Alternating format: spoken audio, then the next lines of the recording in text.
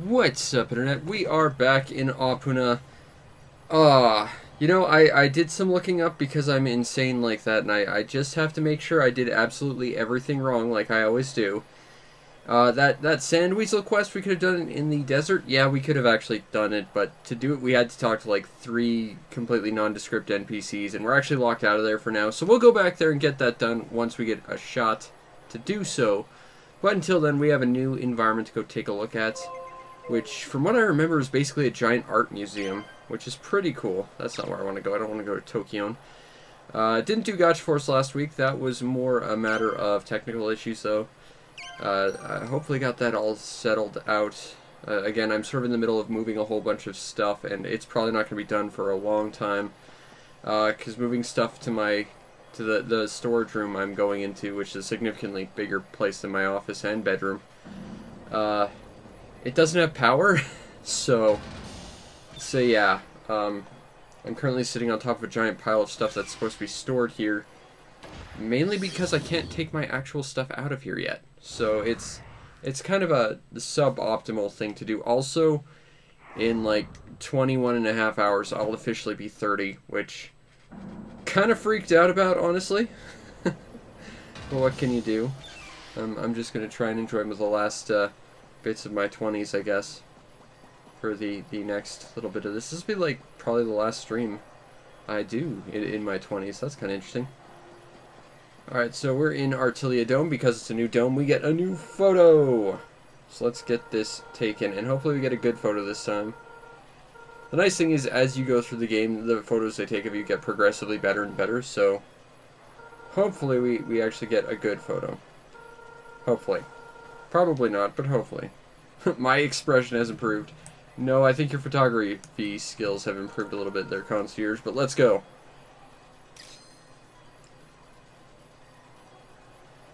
He really just holds his hand up to his his eye and acts as like some kind of like camera aperture in doing that. You don't even need a flash. Like, as someone who's taken photography in college, I can tell you, flashes are useless most of the time. Not all the time, mind you. There is value in flashes, but most of the time, flashes are actually quite useless in photography. Alright, so let's take a look at our photos. So we can look kind of like we're about to sneeze. Yeah, okay. Yeah, okay. Or we can be super late. Well, obviously, I know exactly which one we're going to have to use, because it's just obvious. We clearly need to use that as our profile picture. See, even he likes that one. Alright. I believe there's 3 more domes after this. Alright, but we're going to find a lot of art here, so we're going to work on that. Alright, so now we can actually register the fact that we know art, even though we've already done that. I believe it is retroactive, so we should be good with that. I have to check real quick, because I don't want to have to go back and look at all the art again. Like, I don't mind doing that, but I don't want to if I don't have to.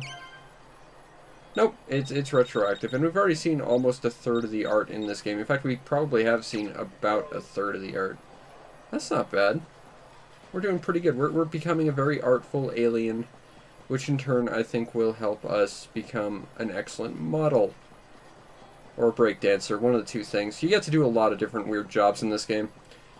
We won't be able to finish the art in this area, mind you. Like, this is basically an art museum from what I remember, but we're not going to see all the art in the game in this area. I missed the Blue Desert Hotel theme, even though we were listening to it for way too long. I miss that song. It's still one of the best songs. Alright, there is a secret. So what do we got? A worn out mask. What does that give us? Stacker number 1. If we can get 3 of them. And I think that's actually a piece of artwork. So we need to keep an eye out for those specific secret codes, now that we can tell what they are ahead of time. Are you guys job-giving people? There's a word for that, I'm sure. I can't take a new license to apply. What else can we do here? Can we find new jobs here? Because I think our server license is useful here. I mean, this is the counter to the right, but okay. Alright, first assignment. Guard a sage during a historical research by searching for fossils at the southern ruins. Okay.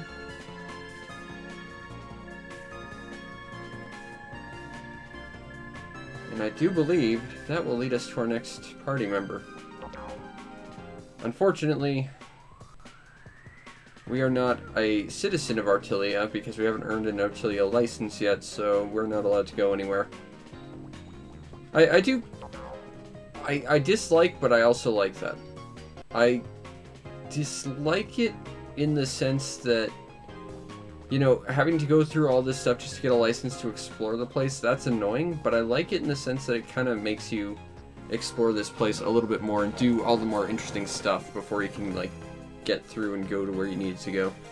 It's a bit arbitrary and contrived, but it does let you really experience all the various stuff you can do in this game.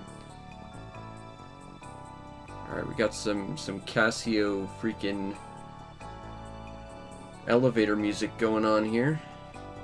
Flower shop, flower shop, flower shop. I don't think it's actually a flower shop. I think it's the outdoor garden area, yeah.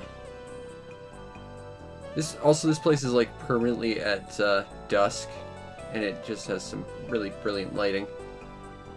This game is really pretty when it wants to be. Like, it's a Wii game, but it still looks better than a lot of stuff coming out today. But that's of course the difference between graphics and aesthetic that I always bang on about, because I know a lot of people don't know the difference between them. Like, I hear so many people talking about how great graphics are. It's like, yeah, graphics can help make something look good, but it needs to look good before graphics are going to help it any.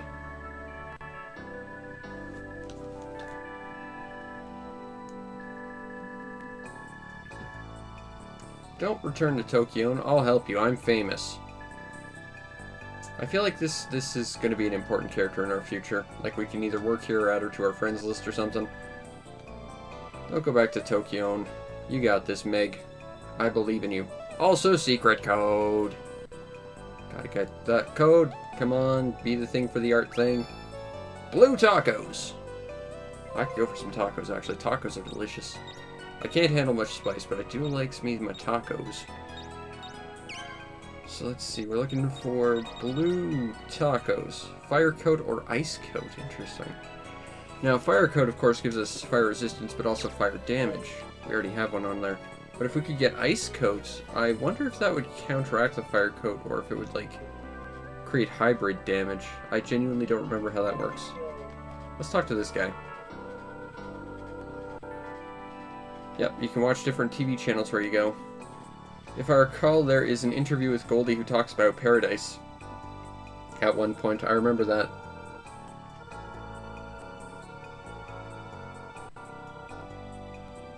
That's peculiar. Okay. That's a big lady. I don't think that's how shooting stars work. Mainly because I know that's exactly not how shooting stars work.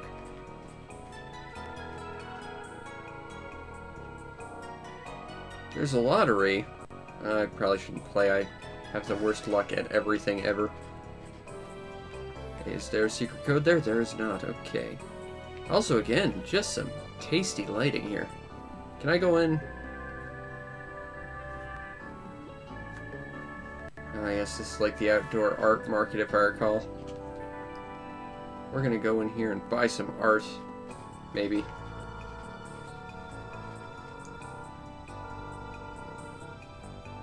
Screw it. Hold on, hold on, hold on. I can go to the bank. Bad life choices with me. Let's spend some Misteda on this. I don't even know what MT actually is.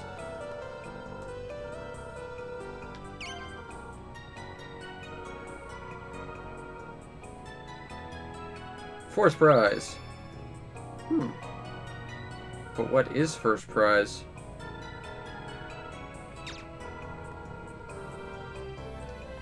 Do you list the prizes? I feel like I... Oh, cool. Let's see what the prize is. A crazy doll. I feel like that's gonna be important. I'm gonna go see the other shops and stuff, but we might be back to spend literally all our Musteda on this guy. What's your deal? Oh dear lord, there's a lot of different lotteries. Uh-oh. What are the prizes here? Random hearts, poison shell. Ooh, star sapphire, multi-shell. Those other two shells are a little useless for us, but... okay. This poor dog doesn't like me, and this poor sad-looking guy. What are you trying to win? A commemorative platinum medal.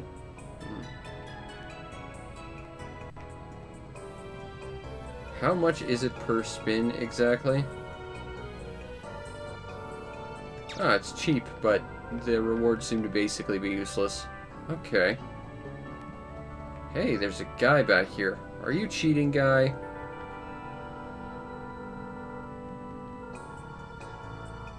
Ooh, interesting. Let's see what we got. Super weight plus, that would actually be useful. Increase health, increase power, increase weight. That's useful. I don't have enough Musteda for that. Alas. Okay, well, let's see what's down in the shopping plaza. I might be back for some random wasting all my money. Are these... oh. They're like clothes racks. I thought they were like arcade crane catchers or something. What's going on here? Clothes are nice. Yes. We must find Keith. Are you Keith? I wish to work here. Damn. Opoona's having about as much luck finding a job as I am. Ugh. Moon Forest, Tokyo. Is there any secret stuff around here? There's a mirror that doesn't mirror properly because that probably was beyond this game's capability. Alright, well, I think we'll probably hold on to our money for now. But we might be back to spend it on stupid things in the lottery. Although I am curious if there's a limit to how many times you can play. Like, if there's 5 prizes, will you have all the prizes after 5 attempts? Or can you get prize number 4 literally 5 times in a row?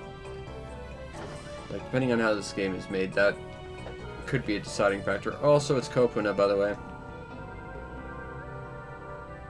And that's us. Spoilers, our brother is our next party member. Yes, I'm gonna say yes, just because I want to move this along, Opoona. But no, I don't.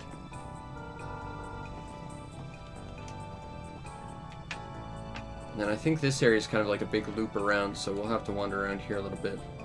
Central circle, as the thing says.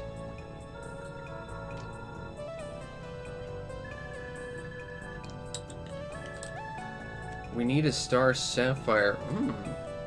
If I recall, a star sapphire happened to be a prize. We might have to keep an eye out for one of those.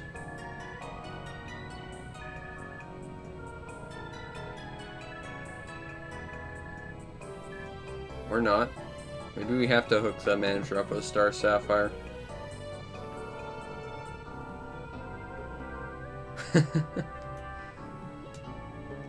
Well, you know, it's important to keep up appearances, I guess, if you're, like, super big and crazy popular or something.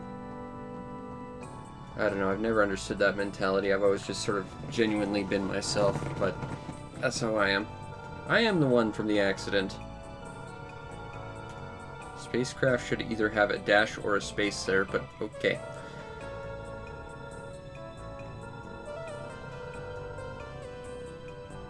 It's weird you're sensationalizing my tragedy, but alright there, bud.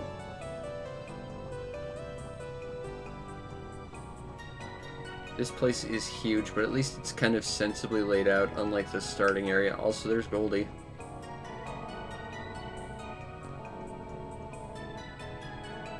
Well, I'm here to talk to the sage, so that works out well.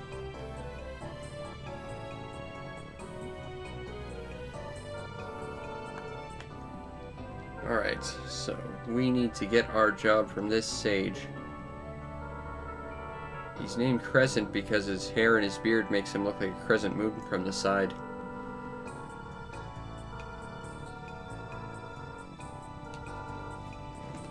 Wait, why are you delineating my rank but not my brother's? What? He's just a sage, whereas I'm a 2-star. Does that mean I outrank him?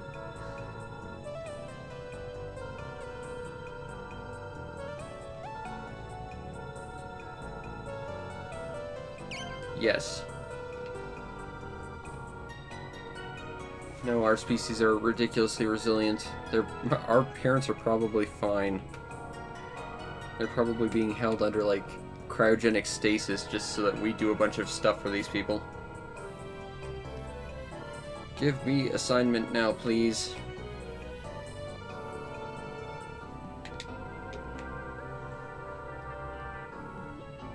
I do like art, so that's okay.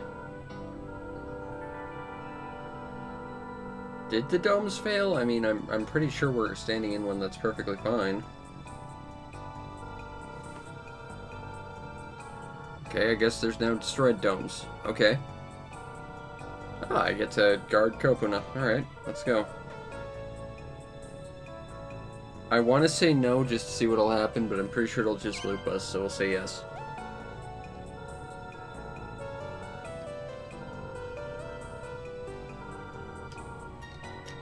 I've fought a few rogues in my time. I think we'll be okay, Crescent.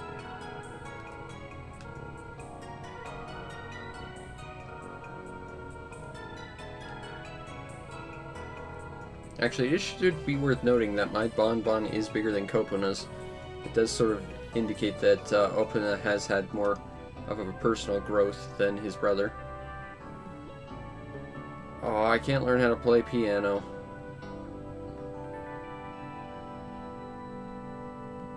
Hey, I'm orange. That works out perfectly. Also, you'd think that reading a thing like that would probably increase, like, your art sense or something to help you become a better fashion something.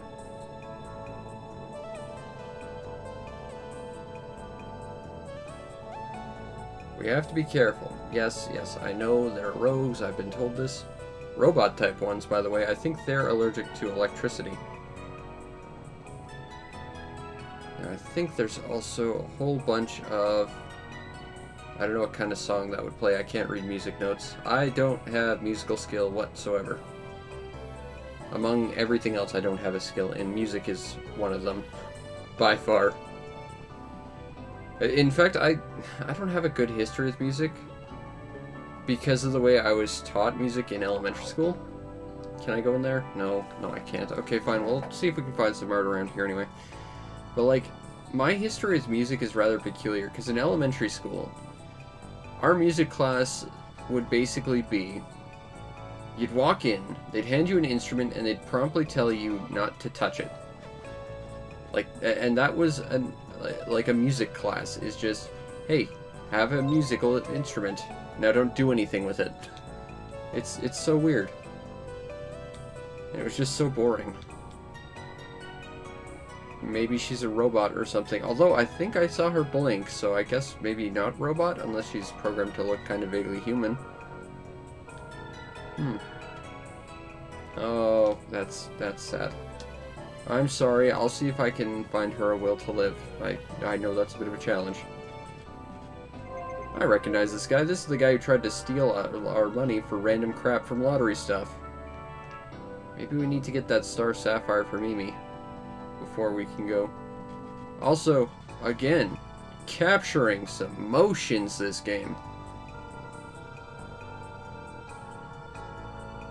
I also could not tell you what the tune of this song is supposed to be, so talking to her was probably a waste of time. Difficult to grasp. Well, I'm glad I'm not the only one who doesn't understand music. It's lips. Just lips.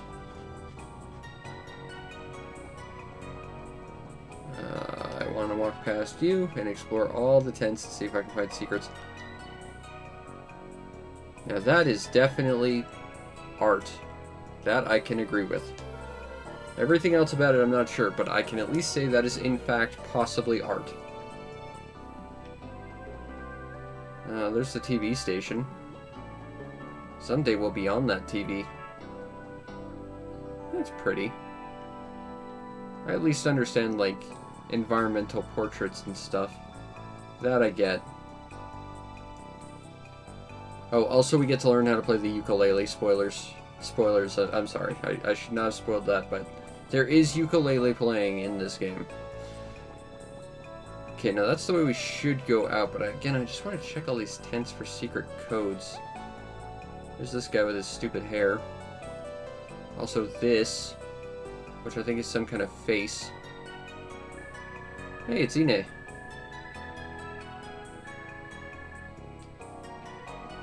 I think he can be our friend. In fact, I think he was our friend. Or maybe not, I don't know. We made friends with one of those space alien peoples that isn't vaguely humanoid looking. That was really, really, really into art back in Tokyo, and I thought that was that guy. I'm gonna have to check now. Find our friends list. Let's see, stats, bomb on force friends.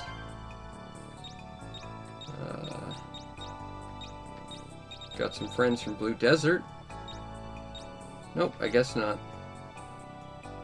Masao is our friend. Ah, okay. It's Mendel. He has a palace. It was constructed by Satoshi Tajiri before he went on to make Pokemon. And it was a very, very fun game. Alright, so let's leave. We have got to go fight some rogues before we can ever actually look at real art.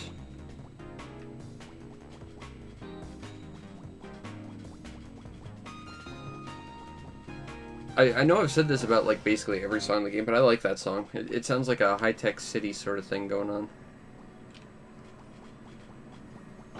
This loading area has a different feel from the rest. Kind of like this nice outside area before going back to the actual, like, catapult.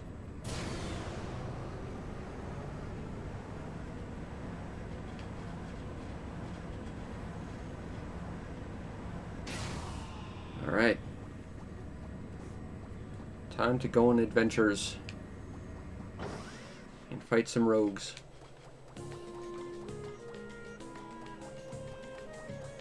Let's keep an eye out for stuff. I think I just saw a treasure shell. For some reason the music really lagged there. And our buddy Opoona, because his bonbon is literally his feet, he just sort of hovers in place when he attacks. But I guess that's to speak volumes of his mage skills or whatever. He can just psychokinetically lift himself while his bonbon does all the work for him, or something. Is this where we need to go? Yes, I'm a ranger.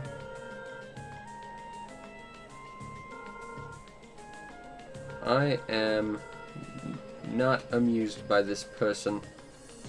I'm absolutely a ranger. I'm a 2-star ranger. What do you got?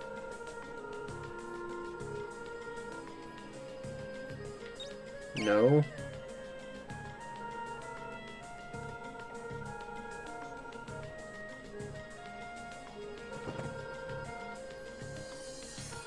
I don't think paying him actually works either.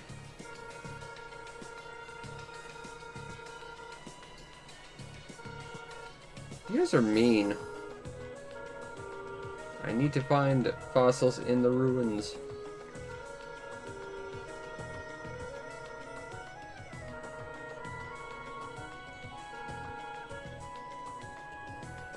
I wonder if I can fight these dorks.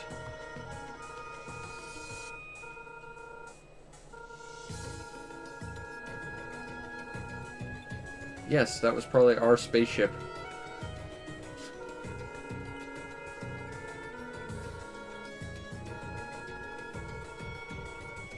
I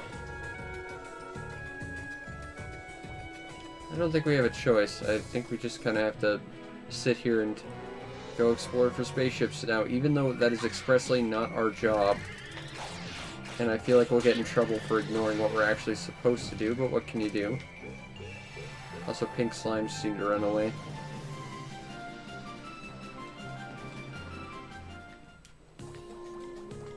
Just gonna grab this treasure shell. Super solid. I think that is a bonbon item. And since we have Opoona now, we can add stuff to his. But we should deal with ours first. So, let's throw super solid on there.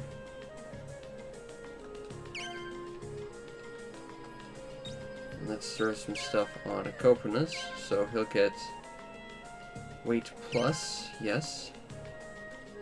Does poison shell break? Yes. I think there's one that doesn't say it'll break that still will.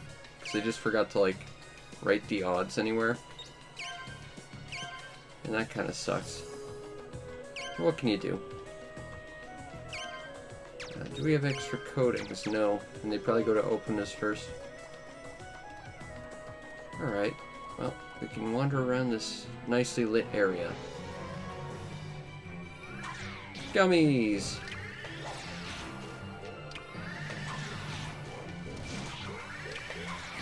Ah, these ones aren't running away.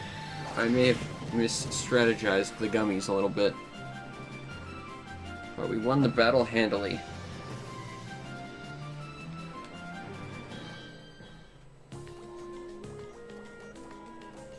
Is there any secrets to be found around here? Not as in the little sticky note things, but rather as in hidden items that the camera won't let us see. Oh poop, that's a lot of things. Oh, there's a little spirit guy too. Get back here, little spirit guy. I want to unleash your spiritiness.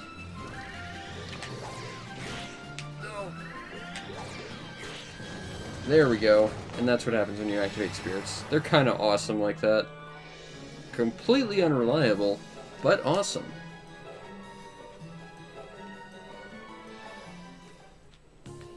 What's our health look like? Opoona's in bad shape. He's level 8. How do you have so much less health than me? I mean, granted, you're ostensibly like a mage type, but still. Might as well heal yourself. The nice thing is that's only 3, magic points, so we can heal ourselves quite a fair bit here. Oh, we could go pick a fight with bees. That might be a plan. And we'll probably run into, like, super powerful, more advanced bees, and it'll be a terrible idea, but we're gonna do it. Because I think there are, like, green bees that are even angrier than regular bees, and fighting them just ends really, really awfully for you. So, of course, we gotta do it. Okay. Let's go fight some bees. Okay, hopefully these aren't evil, tougher to fight bees, but they might very well be. Nope. Although I am a little worried about Opoona.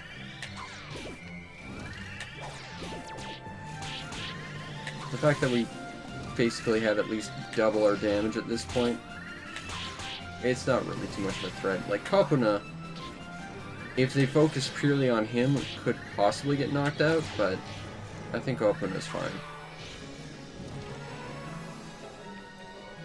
There we go. And we got some honey. Which means we gotta use it to get more stats. Stats, honey!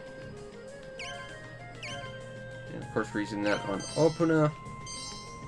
Because he's the main character, we're just going to dump all our stat boosting stuff onto him, because I think that makes a lot more sense.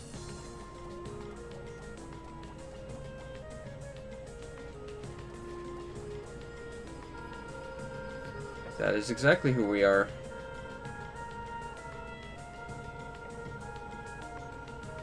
maybe we'll become TV stars then.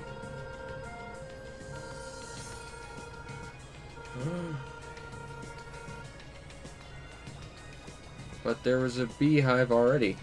I'm guessing that means it's a stronger beehive. That said, I really want to push my luck with that.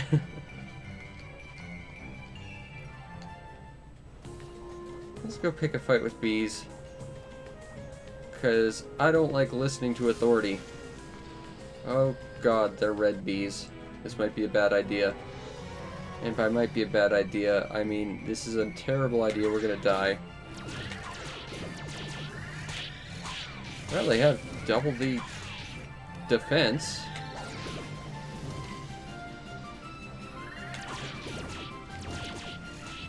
I don't even think we're crumpling it. Ow. Yeah, okay, so don't pick fights with red bees when you're not ready yet. Also, I think we just lost all our money. Oops. On the bright side, we do get to see what it's like to actually get knocked out. Okay, that's fine. Alright, we should be in Artilia. Oh, we're in Lifeborn. Interesting. Well, that does me no good right now. Although, theoretically, I think it spawned us here because we saved here last. And if that's the case, had we saved in Blue Desert, theoretically getting knocked out would have taken us back there. That might have been an ideal thing to have done. Oh well. We learn as we go.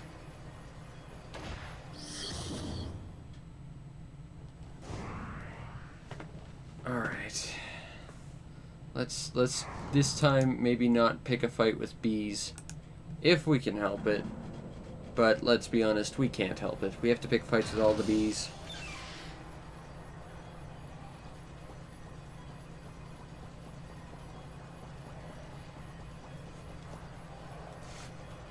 Honestly, he looks like some kind of like stereotypical garden gnome riding a unicycle.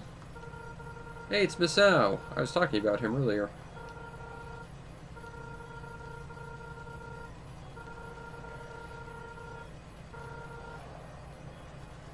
Bye, Misao. We'll have to talk with him later. Maybe he'll become a famous artist because we knew him or something. Or maybe we'll become famous because we knew him. Life's funny like that.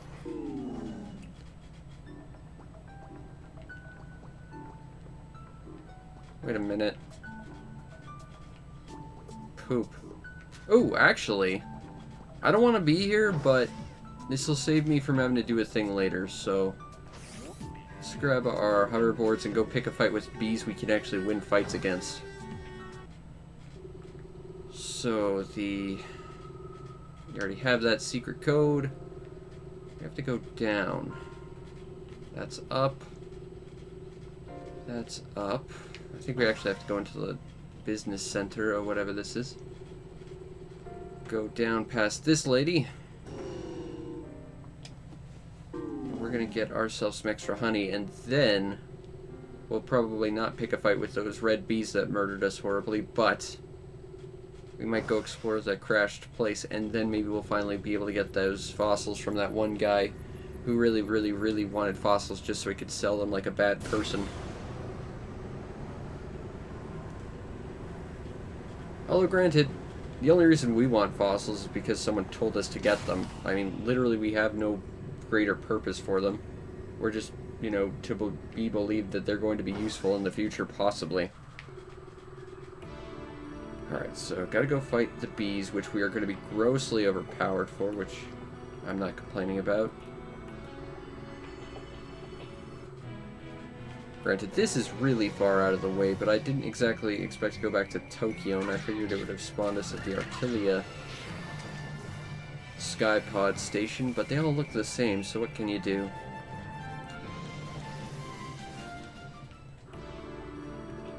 Now, I'm thinking once I get the honey, I'm going to hold on to it just because I want to see something about my character's stats. The next time they level up, I want to test something.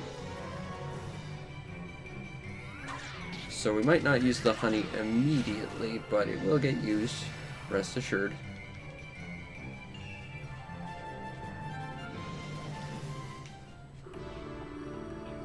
Okay, so the bees are in the next area. Just gonna admire the vista over there. That's a really pretty background. Oh, another encounter. I guess I should have probably invested in some, like, anti-monster repels or something. Although anti and repel implies that that's a double negative, which would mean it attracts them. Okay, so we leveled up. Okay. So, we're good. We're good. I'm going to use the honey now, the moment we get it. Basically, when we used the last honey on Opoona, I noticed that we were at 99 health, and I wasn't sure if we were, you know, unable to surpass that or not, but we did, clearly. So it's good. It's all good. Plus, honey boosts your power, which Opoona is not going to take much use of, seeing as he's the magey type. So we just got to pick a fight with a bee nest, which should be right around here somewhere. There it is. Curse this camera. I've always found it peculiar that this game, one of the first things they tell you is how awesome the camera is, that you can like move it in all the cutscenes and stuff, but the moment you actually go into the environment, you lose all control over it. It's a little weird. But fortunately, we are grossly overpowered for fighting regular bees. Although those red bees are really out of our reach for now. I'm gonna take that honeycomb and gain some free health.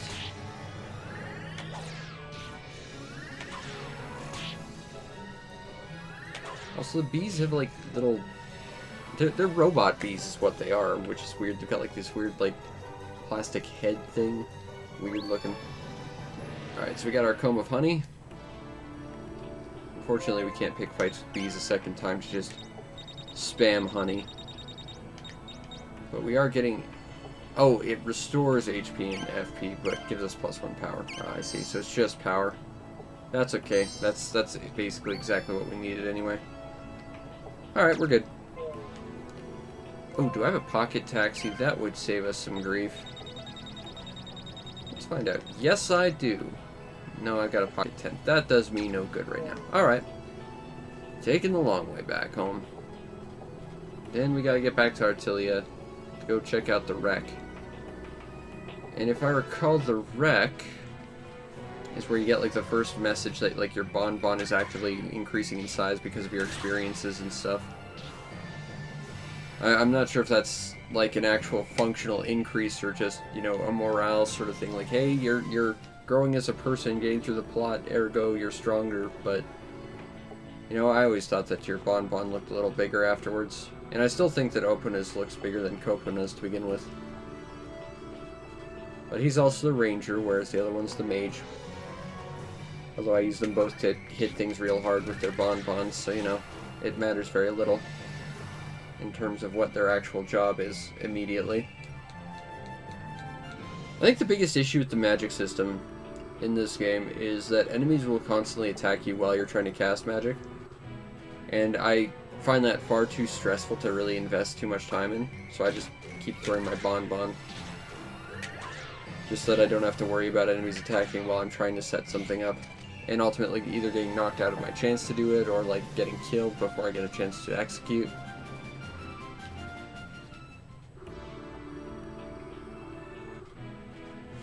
Alright. That said, this game could use with a slightly lower encounter rate, or more interesting encounters. And by that I mean like have double the different unique encounters for every area. Because it feels like you just run into the same guys in every area too many times for the encounter rate. Alright. So, now we gotta go back to the Skypod to get back to the art museum. And we'll go find that crashed spaceship. This time ignoring the bees.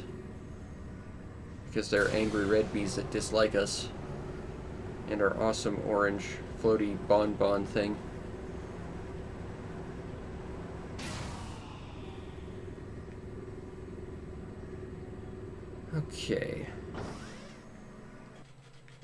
So So let's see if I remember how to navigate Tokyo, because let's be honest, I don't. This place is terrible for that. Okay.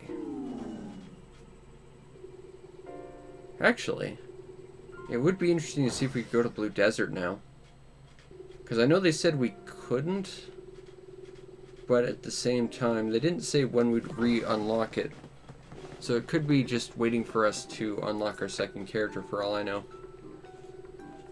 In which case, we're actually already good for it.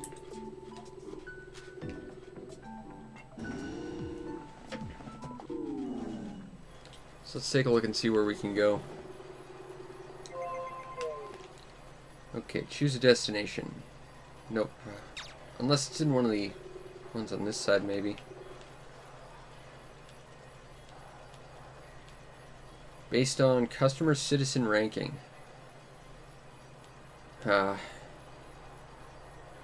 Okay, so we gotta be 3-star before we can go back to the Blue Desert and listen to the Rockin' Hotel theme. And catch the stupid weasel things so we can become miners. No, I want to go to Artilia.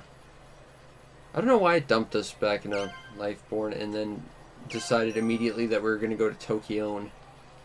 Like, I thought they kept the information as to where you were going, but it doesn't seem like they do, even though it actively remembers where you were when you last saved to dump you there when you die.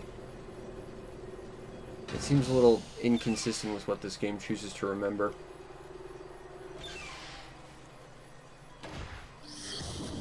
Alright, so let's get ourselves back to a spaceship crash and hopefully become a citizen of the awesome permanently Twilight Art Museum so that I can get more secrets and more art skills and eventually be on TV, because that happens, and learn how to play the ukulele.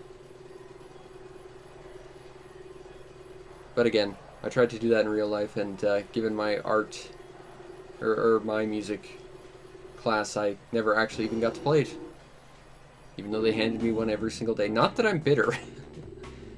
It's just, why have an art program like that? That's the weirdest thing. Here, you enter, take an instrument, now proceed to not touch it for literally years and years and years and years and years. It was the weirdest, most confusing way to ever set up a class I think I've ever seen.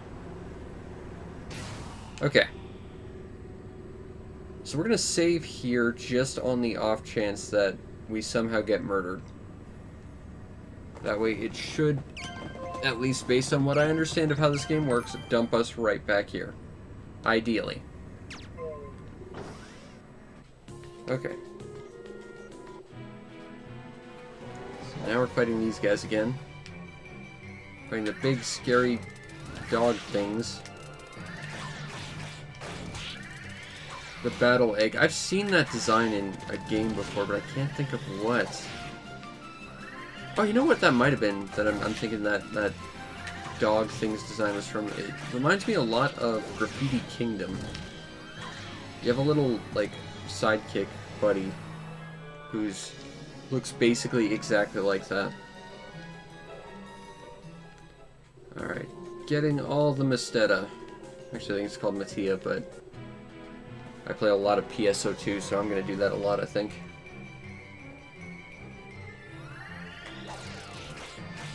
The Venus Duck. It's a two-headed Venus flytrap with duck feet.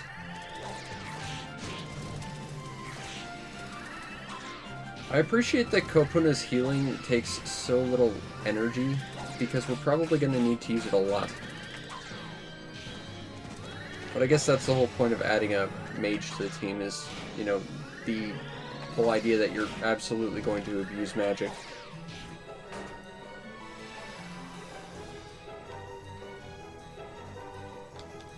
More experience from us. Okay, let's use our force. Opoona. Heal up. And I'll heal Opoona up. Alright. Let's continue onwards. So there's the bee's nest we actually were allowed to fight. That's a bit of a peculiar thing, though. They put a bee's nest you can fight up at, And then, like, in literally the next room, they include one that they actively say you can't fight because you'll die. That's a weird decision.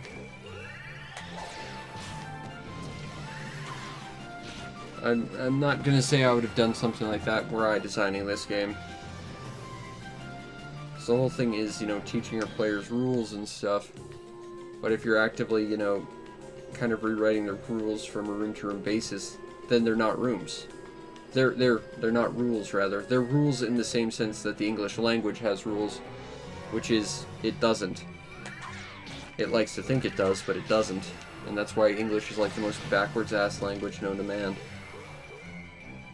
Which makes it pretty ironic that it's like the most commonly spoken language, really. Hey, Opoona leveled. Nice.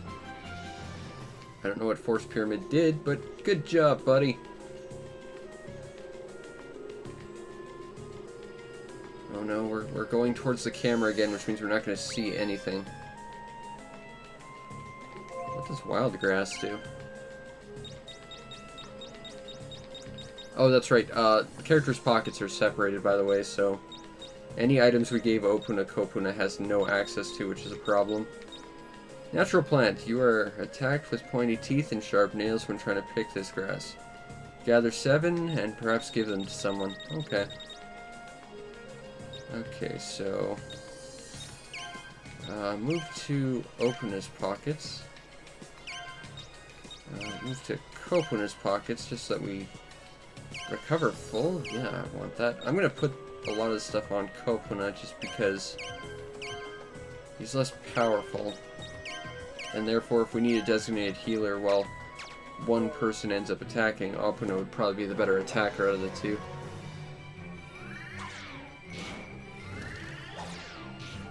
Hit the weird garbage bin creature.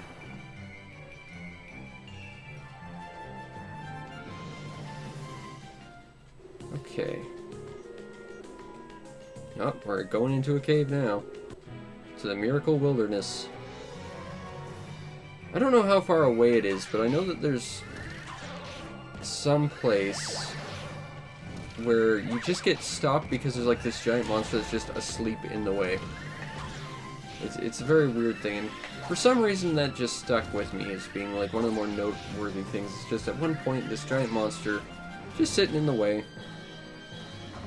I don't even think you ever deal with it. I think it just disappears after like an arbitrary flag gets tipped, but still. Ooh, that's our spaceship. It crashed here. Also, I think we're gonna need to heal up soon because we're gonna fight something, if I recall.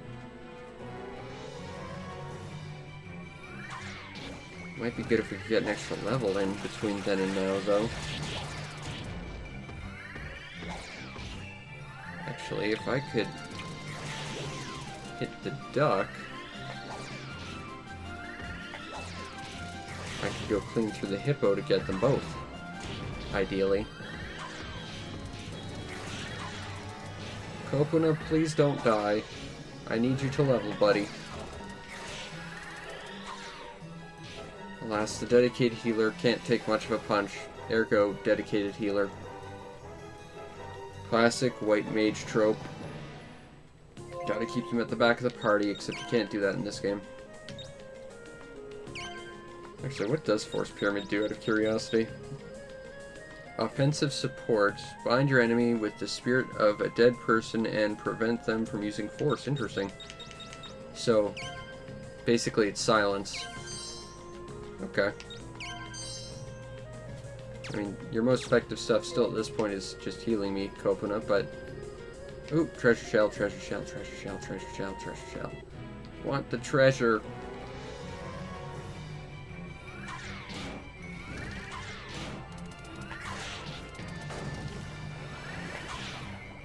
Need to take out that Venus fly trap duck thing. Because little bubbles aren't going to be remotely threatening to us.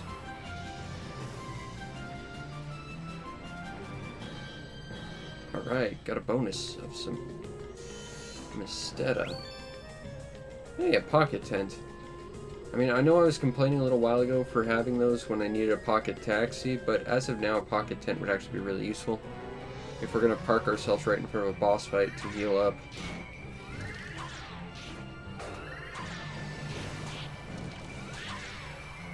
And those bubbles are basically grossly ineffective. The greater threat is, of course, the little garbage bin dog things. There we go. Also, the camera shifted in combat. Opoona is no longer really directly in the center of it. And that's to lead you to believe that there's actually going to be a third party member, which, spoilers, there will be. I don't know what an Echo Raider actually does. I've never needed one.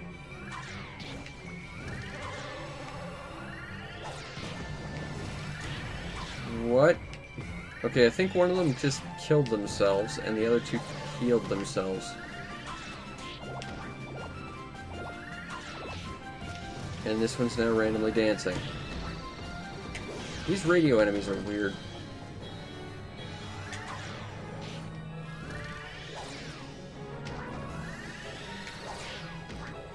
He's fast.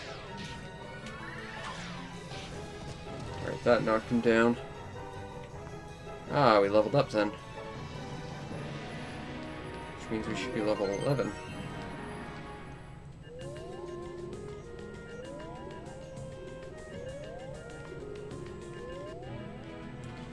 Okay, yep, we're getting close. I can hear a sound of something.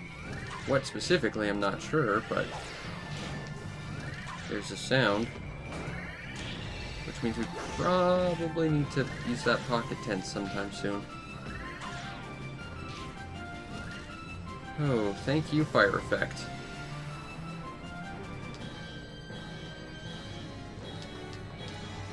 Gonna have to heal up. I would really prefer to, heal every level, as opposed to just, getting the difference in HP added to what little HP I have left. But it doesn't seem to be a thing that happens in this game. How do I... Oh, I'm supposed to go around here, and I'm gonna run to another fight, aren't I? Yep. Oh, it's those rocket things. We haven't seen them in a while. Not much of a threat compared to those battle eggs, though. Well, I think Opoona is poisoned, which is less than optimal.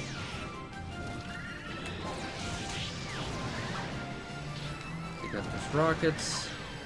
That's just the little bubbly things. Boom.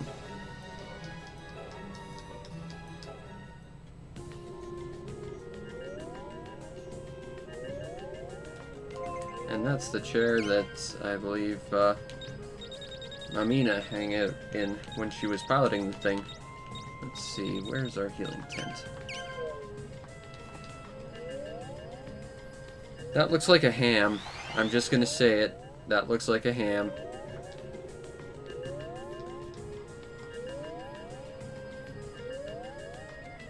Alright, we got a communication panel. Cool.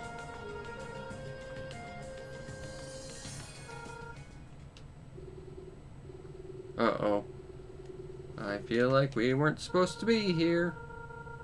Oh, hey, it's the other Tizian who was with us that one time that everyone remembers.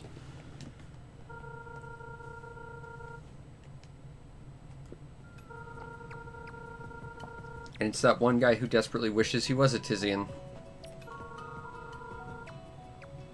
No, he's not okay.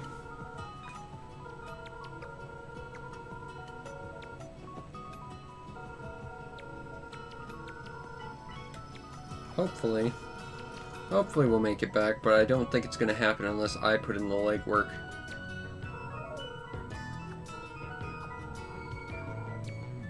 An energy chip. Cool.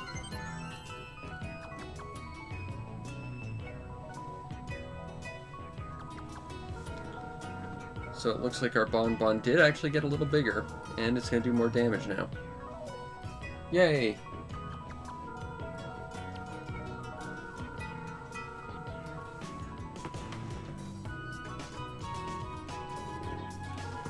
Alright. We were just snooping where we weren't belonging. You know how it is. It's important to snoop where you don't belong. Alright.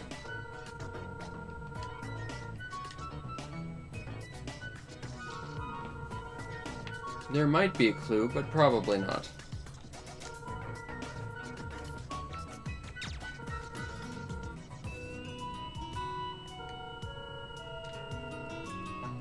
Well, I mean, the spaceship did explode.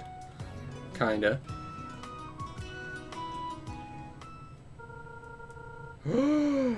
Gasp! Intrigue! And possibly, like, some sort of secret conspiracy stuff.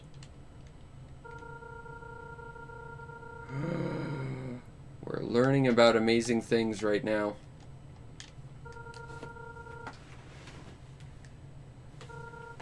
We just need to be able to get a panel to work. Uh-oh. It looks like bad things might be happening.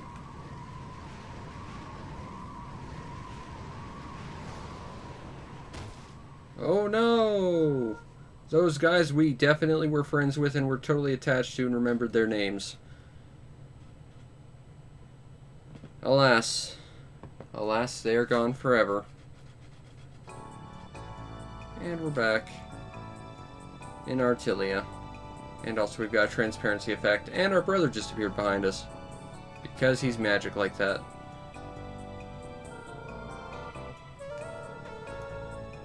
No, I don't remember, because I don't really understand what happened.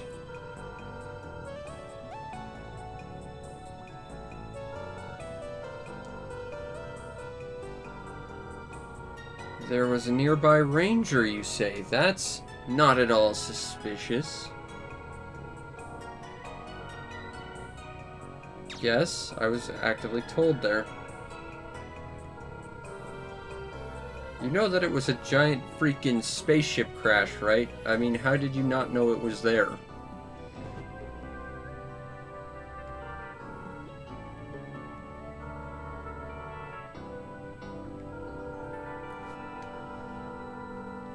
We need to find this battle cruiser. But there's no record, you say? I'm sensing conspiracy stuff going on right now.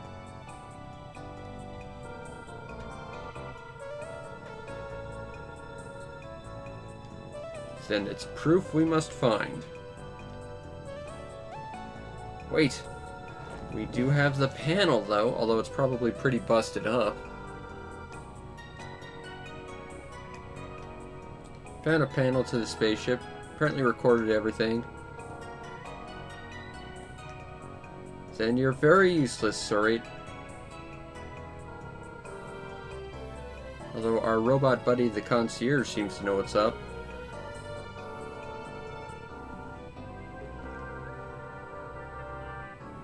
So, yes, we're going to have to head to the Intelligence Sea. At some point. But alas, we can't yet because arbitrary nonsense.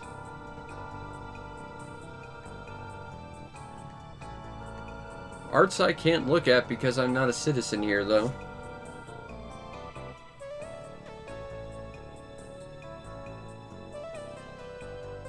Alas. Anyway, it's been about an hour here, and the story is just heating up here in Opoona. We'll continue next week, where we're going to do more of this stuff, and really hoping we get more art stuff in, and we do ultimately get to go back to the Blue Desert to unlock all that nonsense we kind of missed out on because of arbitrary nonsense. But that'll be next time. Join me here tomorrow, where we're gonna celebrate the fact that I'm old and do the next chapter of Live Alive, which I'm thinking might be knockoff Akira chapter, which I am absolutely not looking forward to, but it's a step closer to the better chapter, so look forward to that. Anyway, I hope you all enjoyed, and if you did, follow the stream to know we go live, because we're going to try and do this every single night, you know, barring some technical issues like last week and stuff. You might also want to check out and subscribe to my YouTube channel, see everything else I do, which is a lot of stuff. I should have a video up tonight, ideally, before I go to bed. And if you really want to make my day, check out the show's PayPal or Patreon. Support the show any way you can so that I can continue to do what I do to the best of my ability, which in this case is get my ass kicked by bees, not get to enjoy the arts, lose a lottery, and of course, almost get murdered by a tornado. We are back with Live Alive. We've completed the badass, if somewhat finicky ninja chapter, but now we gotta figure out which chapter to do next. And I think the best thing we can do, which is also coincidentally the worst thing we can do, is to try and recreate the first time I ever played Live Alive, which means we're going to do the worst chapter ever. This is basically Akira if Akira was an RPG. It's also, as I've said numerous times, basically Invisible Flag the game, so I'm not going to make any bones about this. I'm going to bring up a guide when I get stuck, because there's going to be a lot of them. Although that said, when I did last play this, it was with a different translation patch, so maybe they kind of fixed it? We can hope, anyway. Anyway, yeah, Akira the video game. Except, you know, Akira did get a video game. So yeah, it's if Square made an Akira video game, I guess. No!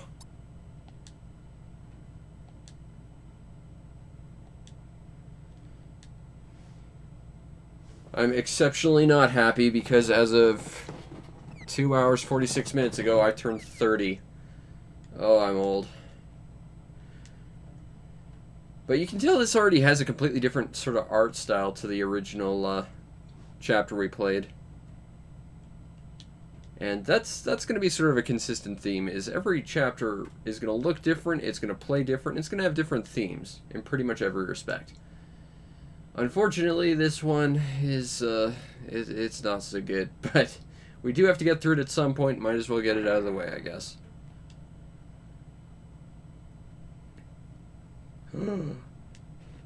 Some generic ninja guy died. It might be the cameo from the dad that died from the ninja chapter, maybe.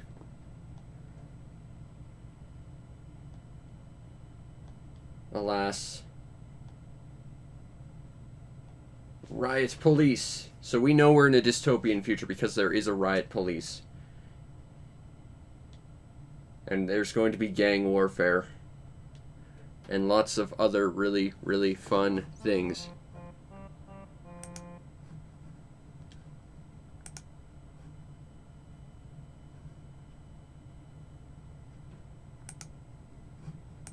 Alright.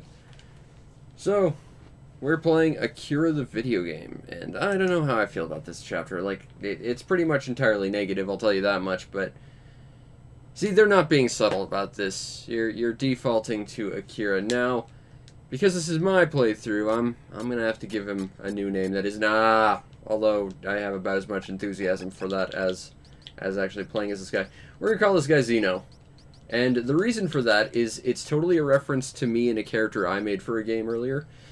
Zeno, at least in a very early version of this game, was kind of basically just the dumping ground for pretty much everything bad that could happen to a character. He was basically an XP for my entire life up to this point. But he got to be a better character when I rewrote his character a whole bunch of times. But, you know, he's a great example for how I feel about this chapter. It's a Zeno chapter. Let's just put it that way. But, yes, now we have mind-reading powers, because we're also Ivan from Golden Sun, except that's a significantly better game than at least this chapter.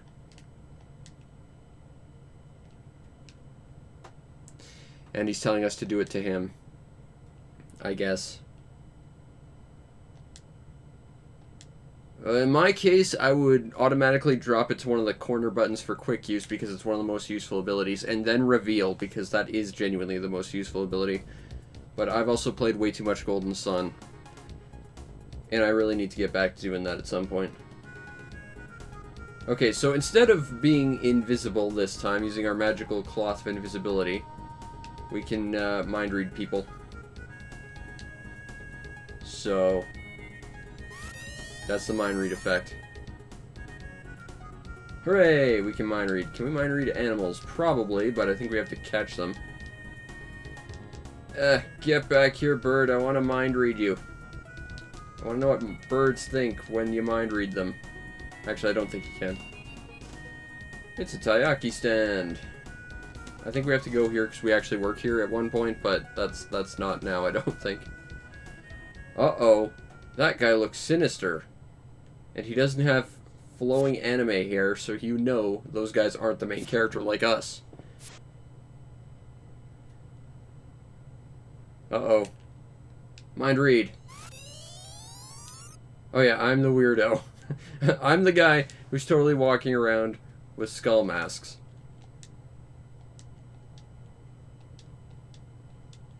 I think I have to read the every mind here. That's finicky. So basically they're trying to kidnap me. I'm an Akira. I can read minds and stuff. Also, this is Big Bro Kamina. You can tell because he has awesome sunglasses.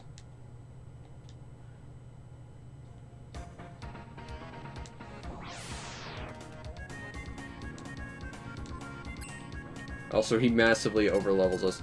Okay, now, from what I remember of this chapter, the whole thing is that a lot of this is about sort of like fighting the trap masters from the previous chapter, in the sense that you're going to be in areas that are really, really, really crammed, and you have to take out specific enemies. And if you do so, then you automatically get through the fight.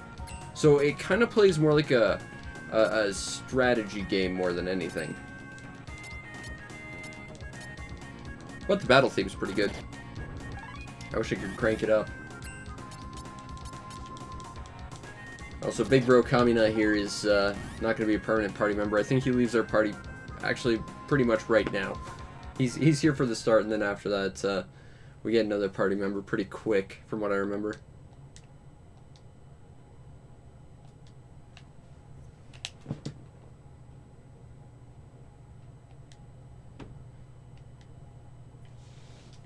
But yes, he's literally Big Bro Kamina. He's checking up on us, making sure we're okay. And I really don't have all that much to say about this chapter because I hate this chapter with a passion. I'll mind read you. Dun dun dun!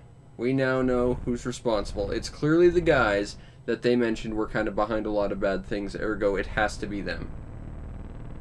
Also a very, very awkward way of turning your bike around there.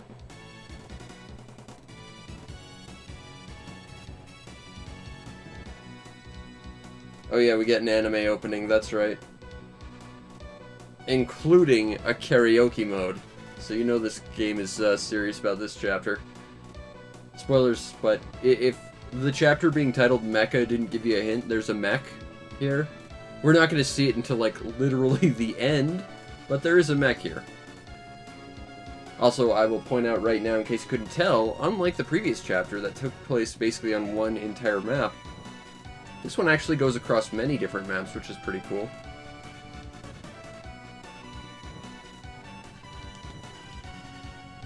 And, I remember wandering around this stupid map forever. Just because I didn't know where the hell to go. Because I didn't realize, oh, I gotta talk to this guy and get some nonsense text box as an invisible flag for everything. You know, I love this game, but damn it, this is like, this chapter, it's the one thing I really, really, really, really, really hate.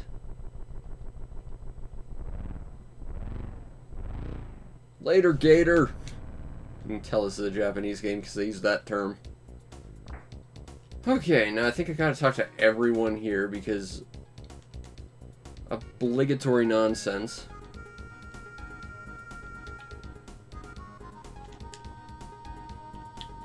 I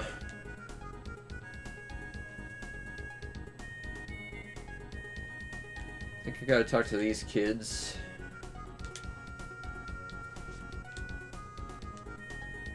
Go get medicine, and someone steals your spot. Survival of the fittest, kid. Now you go, kid. I just want the TV to myself. It's a tough kid. Alright, alright, alright. Laundry. I gotta wash my hands, but I can't get to the sink. You're in the way. can't go to sleep. Do have to watch TV. See, that's what this chapter is. It's basically actual Saga. But you can play the piano. So it's also like Final Fantasy V. Sort of. We're just gonna have to wander around and talk to everyone. That's what this chapter is. Now, I would think there would be medicine here, seeing as this looks like an infirmary, but, I guess not.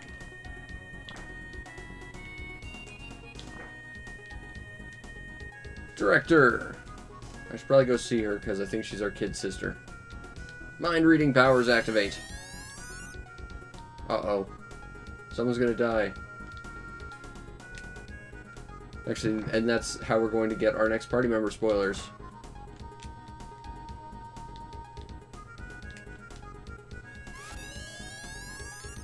It is always you, I assume.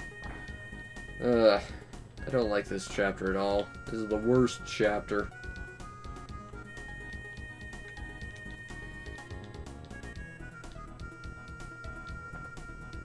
Now, to be fair, this game does feature a lot more pro wrestling. That's an entire chapter.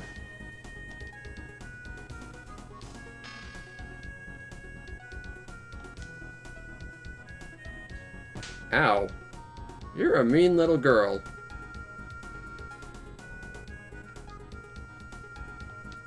You're mean, Yuki. I don't like you.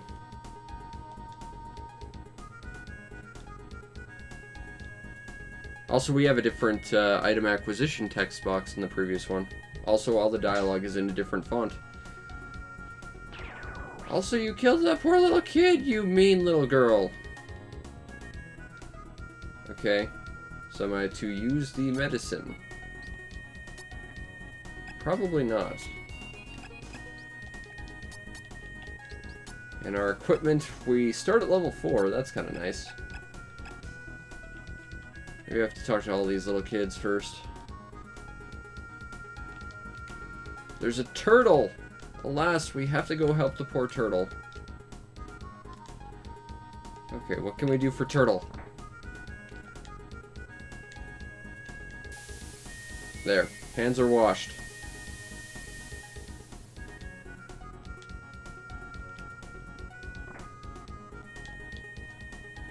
You can sit on a toilet. This game totally inspired No More Heroes. And we'll wash our hands just to be, you know, good about it. Because that's what you gotta do. It's hand washing, the RPG.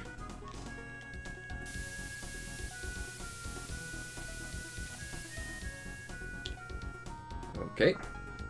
I think we gotta go see our kid sister now. I think. Like, seriously, this is my experience with Saga. 2 minutes in and I already have no idea what's going on. I shall mind read you.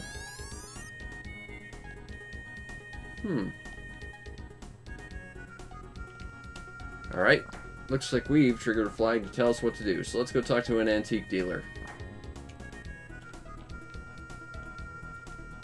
Now, this is basically like Heonko Alien or the town version of Heonko Alien.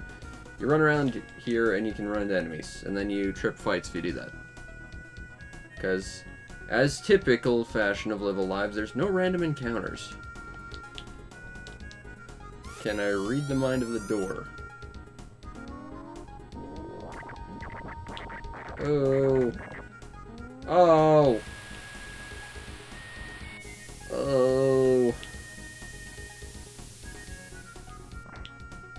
Gross. For the love of God, wash your hands, please. So, Mr. Antique Guy, I've got a dying turtle, and I want you to do something about its soul thing. What can you do for me?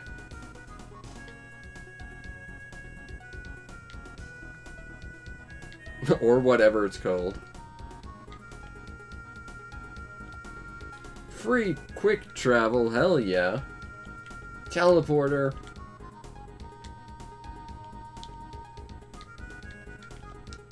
Gonna mind read you. You have no idea if this is gonna work. Do I have to stand on the... I'm teleporting! There's no way this can go wrong. It's not like this is by the same company that made Chrono Trigger or anything. Oh wait, it absolutely is. Oh, things are going wrong.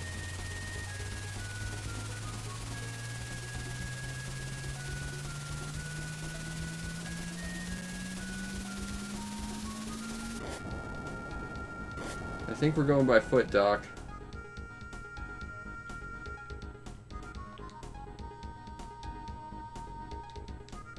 I'm gonna read your mind.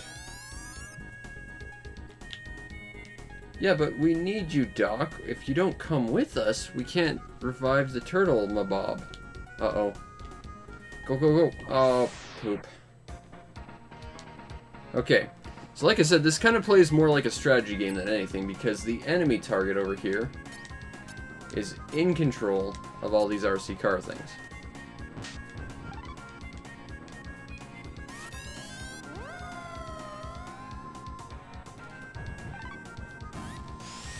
And there we go. And that's basically how this fight will typically work in this game, is you're going to be trying to take out the guys in charge to take out everything else. Alright, so let's go back to Chibico House. See if we can go revive the pet turtle thing. Is the pet turtle alive? The antique guy's going to come and help. Don't worry. Because antique dealers, they know how to heal sick turtles.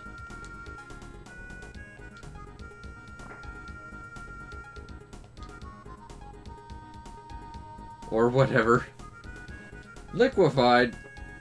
Also, does Liquefy have that extra E in it? I don't think it does. What? So his plan for saving a dying turtle is to turn it into some sort of fluid and inject it into a robot.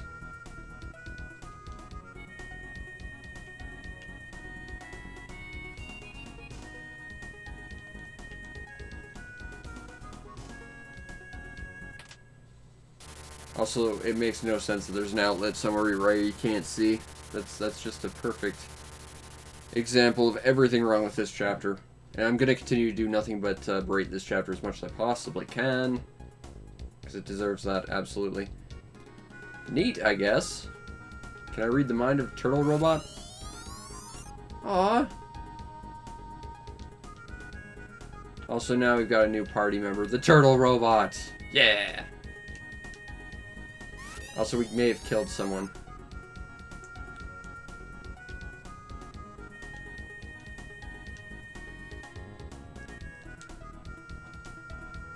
Uh-oh.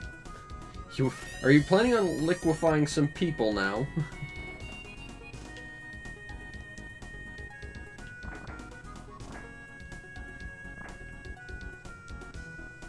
I'm not going for a nap. I just got Turtle Robot Kun.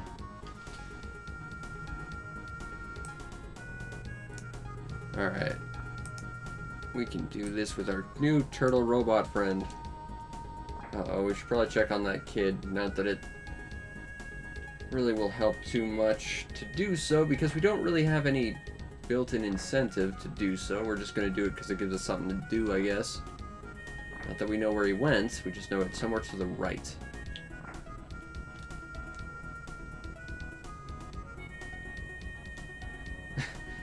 I won't be a model citizen like Big Bro Kamina, who beat up all the bad peoples for us. Okay, sure. Kid, go for a nap. What do those two statements have to do with one another? No.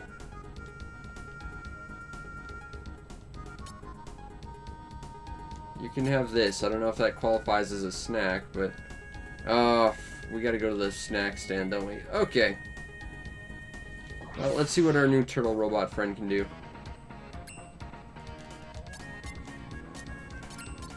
Taro Punch!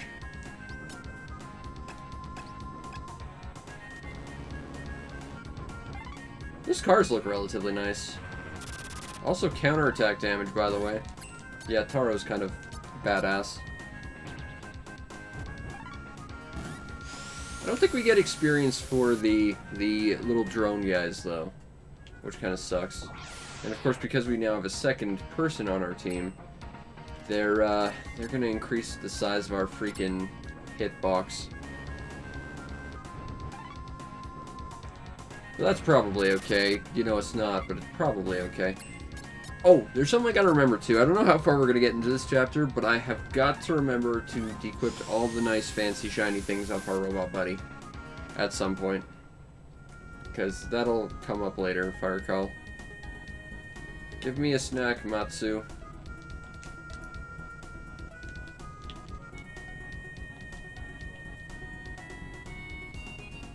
Okay. 100 yen. I assume is what that costs. No better than what? What?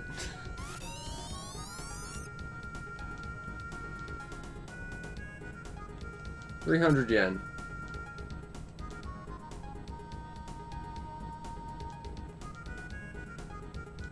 Got a crepe from the taiyaki stand. Okay.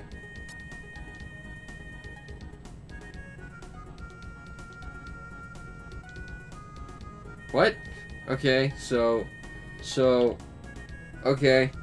I'm not gonna question why charging people more works one time and then less doesn't once, but then does better. Not gonna question it. I care not for this chapter enough to question it. Oh no, I can Taro kick Xeno though. Oh, we can see Robo Turtle face. It's adorable. It looks like a messed up Haro with like some kind of weird grimace. It's adorable. Whoa! Stupid. Bigger. Hitbox. Run, run, run, run, run. I have no idea what level we're expected to be by the end of this. You can have a banana crepe. What? Fine. You can have a taiyaki. This game. Maybe I have to find something in the kitchen.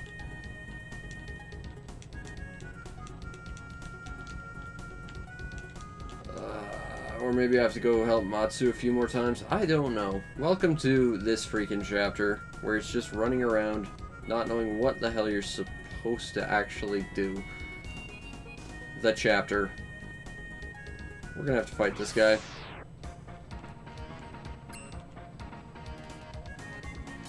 Alright.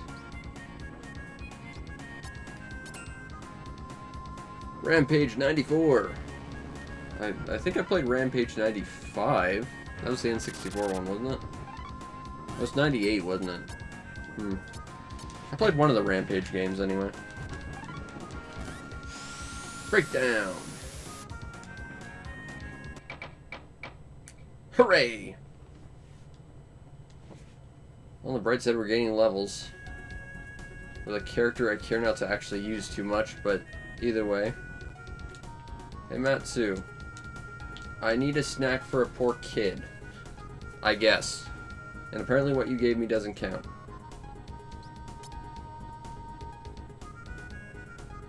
I don't understand what this game wants me to do.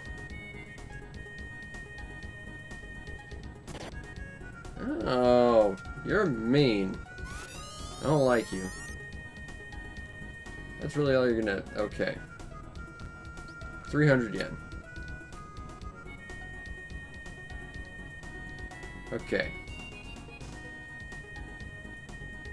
Let's try 1,000 yen.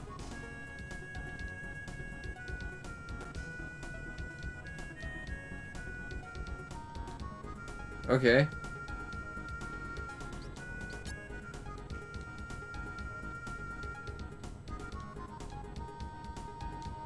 Is that just another healing item? Like, am I doing this for some reason?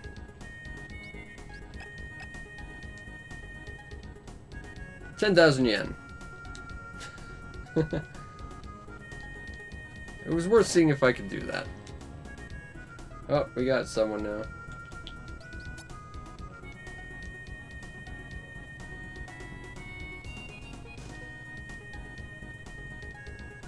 Okay, I think this is just going to go on forever. So, right now is when we're going to bring up the almighty, very useful guide to figure out what the hell I need to actually do here. Let's see. Alright, what do I need to do? There's a thing I can do in the bathroom.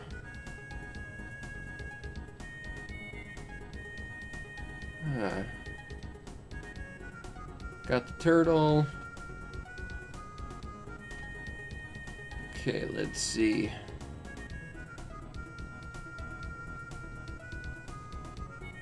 Where do I need to go now? This would have helped if I did this step by step.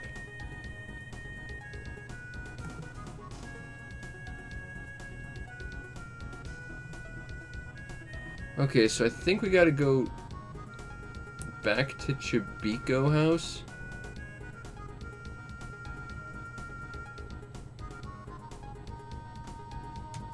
I think.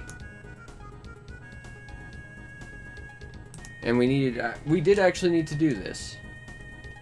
But we needed one of those specific items, I guess. I hate this chapter. Not gonna make any bones about it. I just freaking hate this chapter. Uh-oh. Big scary robots. With their big scary robots.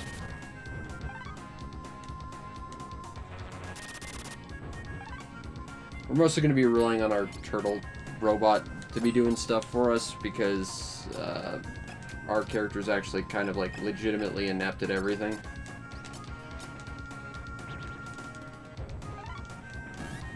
Alright. Broken down.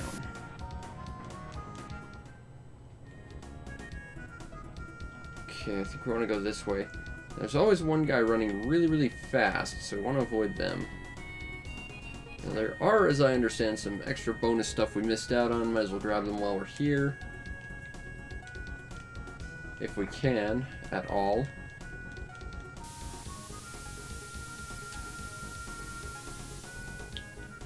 Well, that was fun. There we go, got a shower cap. Hooray! That's how you know we're on the track to becoming the greatest hero of all time.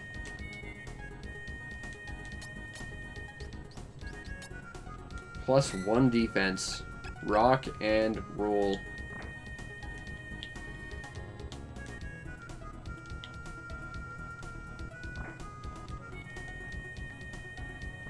Nope, I don't think we can get any more of that bonus stuff, but I'll just check real quick. Let's see.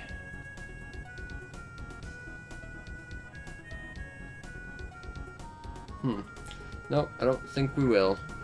Alas, we missed a thing. I think. I also can't be asked to care, though. It's this freaking chapter. Alright, kid. Take your free snack.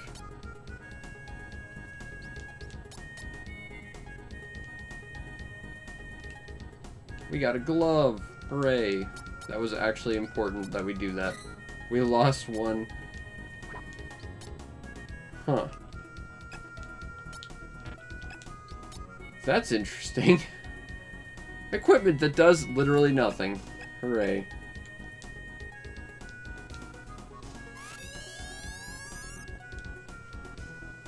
Okay, so we helped this kid out. We got him the thing. Let's see. Just gotta go to a random place now in here. So, find our bedroom. And something will, I guess, happen. Possibly? Let's go bug the kids so they can't take a nap. Alright, kid. You can have a freaking snack. Because we're basically going to just give kids random snacks, totally disrupt their meal routines, and, you know, genuinely just be a nuisance to everyone. That's this chapter in a nutshell. I don't know what you want then, kid. You're asleep and you want a snack. Okay, have a crepe. And we have to guess what they want. Alright. I think that's what I have to give this lady. I might be wrong about that. Or not. Oh well, we got an accessory. Might as well equip it. Hey, plus IQ. That's gonna help. What does Taro have equipped? A bowling ball. That makes sense. What can I give this kid? That's a weird thing to say, kid. Let's have a crepe. Have the other thing that's not a crepe, then.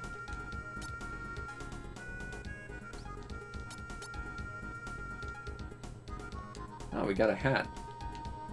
But it will mess with my flowing anime locks that tell you I'm the hero man guy. But I will take the 3 defense. Okay, what do I gotta do next? Let's see. Now return to the shop. Fine. I absolutely have to do this with the guide. This is such a stupid chapter. Okay. I can't wait till we get to any other chapter that isn't this one. But if we power through this, it'll be better. Like, a lot better. And it'll be worth it. I hope. This chapter certainly isn't. Okay. So, I've got that new attack. I don't know what that does, nor what its hitbox is. We do have that counter on our robot, so we're probably fine. Alright, so the new one is Heaven Image. That is an entire room clearer, is what that is. Let's see what that does.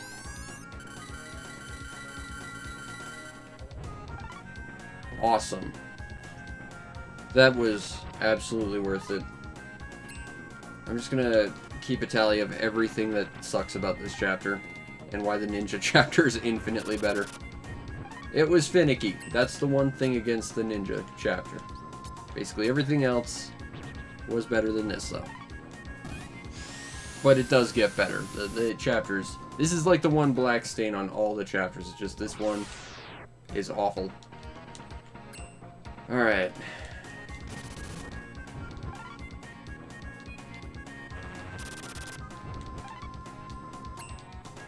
Okay, we want to use... Mother Image seems to be working pretty well. And we'll use Taro Punch! Bonk. I genuinely don't know if I'm actually supposed to be ignoring the rest or going straight for the controller guy, just because I feel like that might be a more efficient way to fight.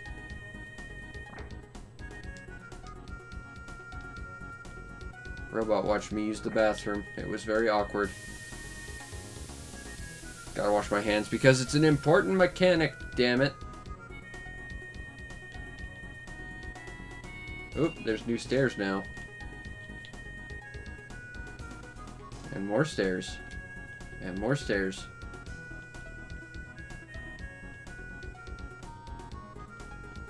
I can't tell if the game is messing with me or not. Am I just supposed to go through all these stairs? Or am I supposed to find a secret hidden super thing? Like in the ninja chapter.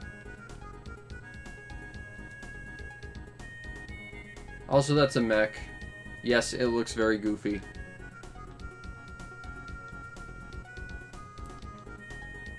Liquefied humans? Oh, so you have been liquefying people. That's not terrifying at all.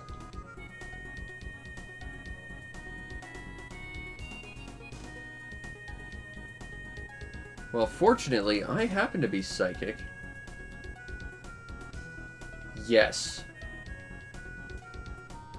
Which set of stairs exactly? You need to specify. There was like 10 of them. Alright. We got this. We're gonna go control a giant mech because why not?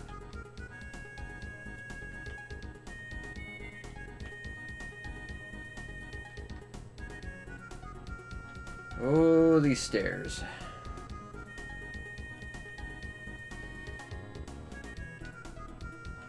Oh, more stairs. Okay. You're gonna tell us to go to the bathroom, aren't you? Okay. Statue, book, xylophone, blue mask.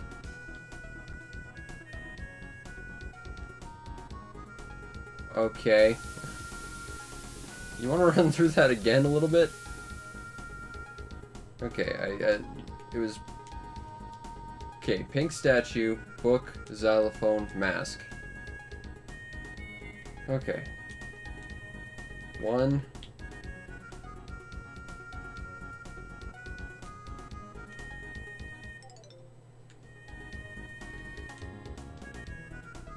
I need to read the book. Where's the book? What looks vaguely... You're in the way of the book, sir. Unless I'm supposed to read it from the bottom. Okay, let's wash our hands. I'm hoping that resets the whole process. Okay. Pink statue. Book. Xylophone. Let's not touch that door and reset the whole thing. Blue mask.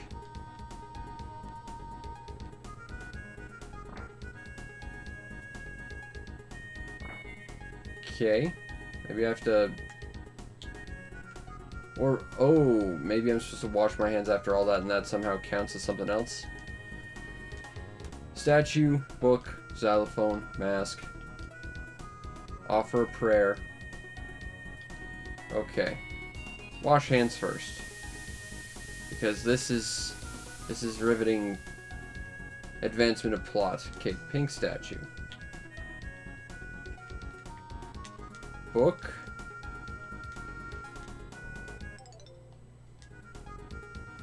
Nope. I didn't want to...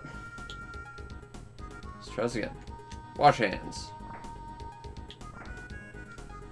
Why is washing hands like a legitimate mechanic in this one chapter? It's really weird that they've chosen to do this. It's more of a mechanic than actually reading minds, which is a mechanic that's so important to the chapter that they give you a quick, like, button for it. Okay, now blue mask.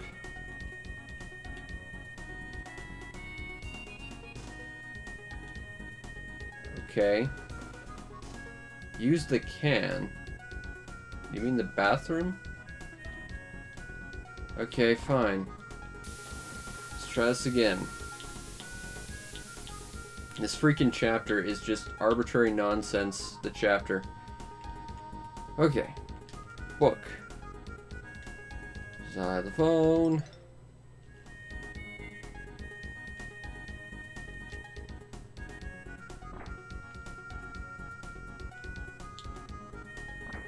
Okie doke. Once again, going to the guide because this is stupid. Okay, so where do we gotta go? Let's see. Now we have to do something extremely convoluted. That's what the guide tells us. Which, yes it is. Okay. Touch the statue. Read the book. Play the xylophone. Oh, okay, you know what we missed? Is he says, make a prayer to the thing. And what that actually means is we have to go all the freaking way back. Oh my god, I hate this chapter. Love this game. This chapter can go freaking get ejected into space. This chapter was in fact the imposter. Dear Lord, I hate this chapter so much. Okay. Offer prayer to this piece of shit robot. No, praise Bakuri Dio. That's its name. It's not named Buddha. There, bud. I get how maybe you'd be mixed up, but that's not who you're praying to. You're praying to the robot. Okay. Go all the way back up and wash my hands in the sink. Alright. Oh, not this room. It's the next one. Wash hands. Because cleanliness, it's important.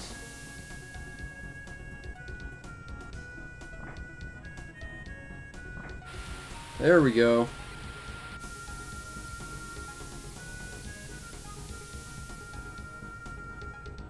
Okay.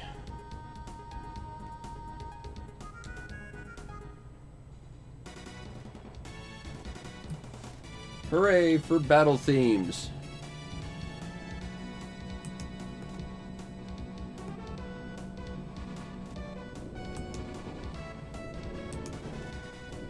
It's I Am Impact. The Square Enix version. Before they joined Enix and they're just Squaresoft. I have to remind myself of that sometimes.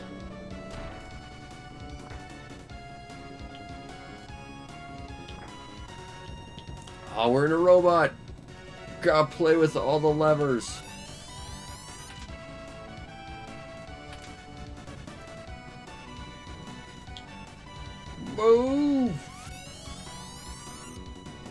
Tobe Gundam.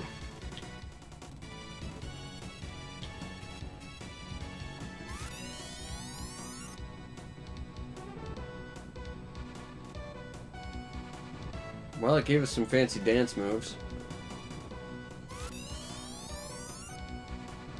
Ow.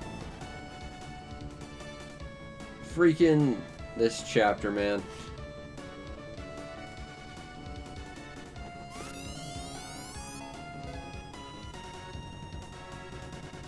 It's not moving. I did try them. I'm pretty sure I've tried all of them at this point. Alas. Well, we tried.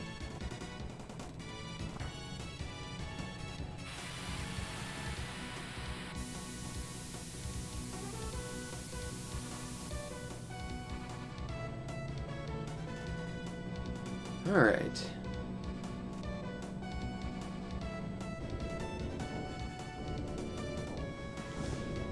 And now we have to watch the animation in reverse, because it's not like this freaking chapter is long enough. I'm just gonna be entirely negative about this because this chapter sucks.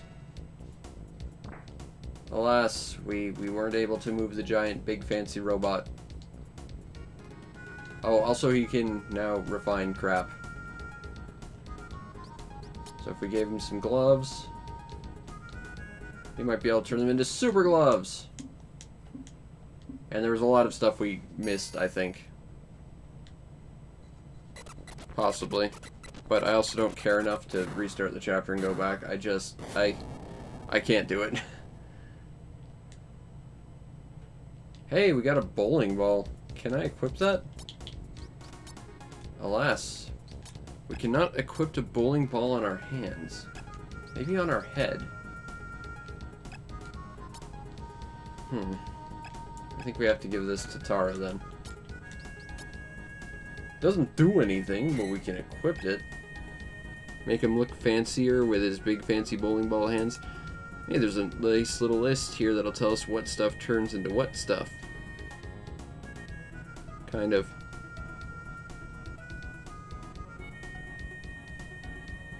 Ah. Interesting. Let me try something else. It's entirely possible that the bowling ball might refine into something else. Possibly.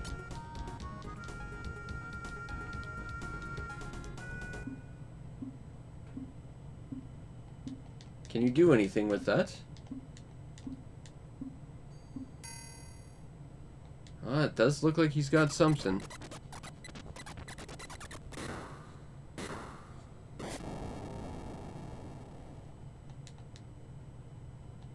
There we go.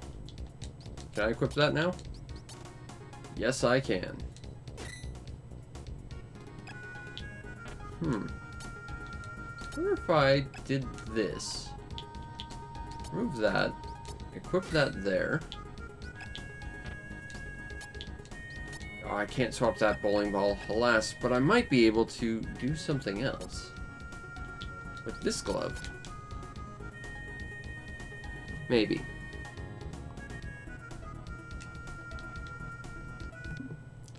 Basically, if we run into any more stuff, we gotta come back here and refine it, but I can't be bothered for the most part. So if we happen to be, like, around here, we might try and do it again, but I just want this chapter to end as fast as humanly possible. I'm excited for literally every other part that is not this chapter. And the moment we can do those bits, it will be amazing. Turn this bowling ball into another crazy fist power-up. Can you do that for me, sir? I think you can.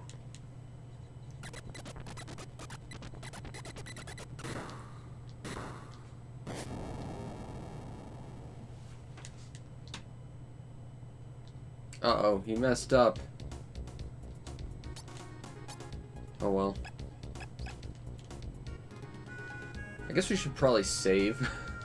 Haven't done that yet. That might be important. Okay, now I think we gotta go back to the freaking... little orphanage place. So, fight all the dudes. Okay.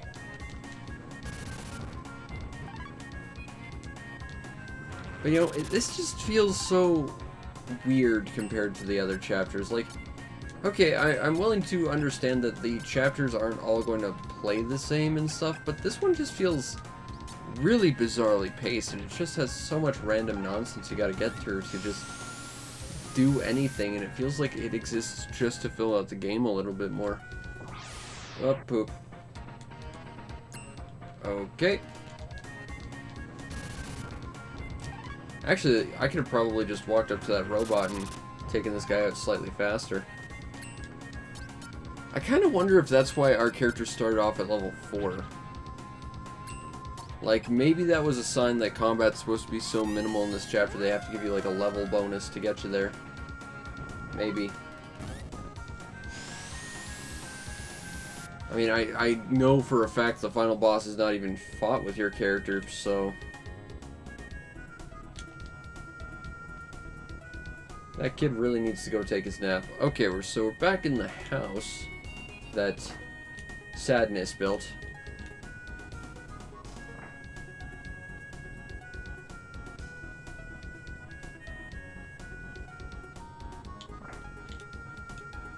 We did it! Did I not do something right, though? Because I'm pretty sure something's supposed to happen when you walk into this place. Alas.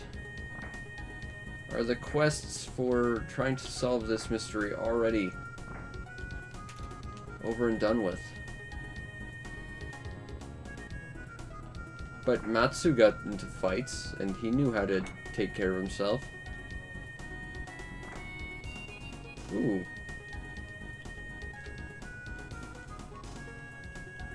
I wonder if I can get more stuff from the bathroom now. Because you are supposed to get like a whole bunch of stuff from the laundry. Again, because arbitrary nonsense that this whole freaking chapter is built around.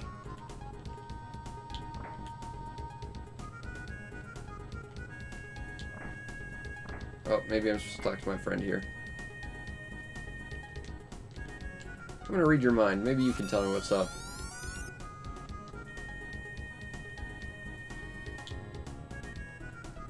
Let's go see Matsu. Maybe he can enlighten us on why nothing is going right for us and we have to play this chapter.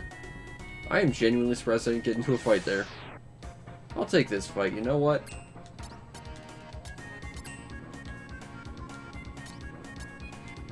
Oh, can't Taro punch you.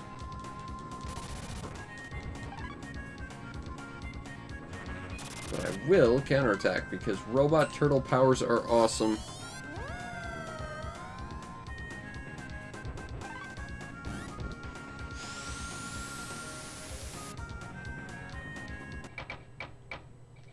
Alright, level 6.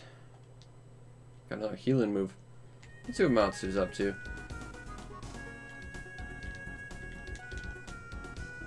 I don't really want to help you though, but I will read your mind. That doesn't help me. Matsu, you were so badass when this chapter started. Why are you being so unhelpful?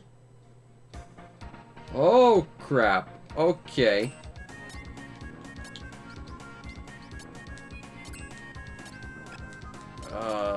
Taro kick. I think we just have to sit here and hope that hits them.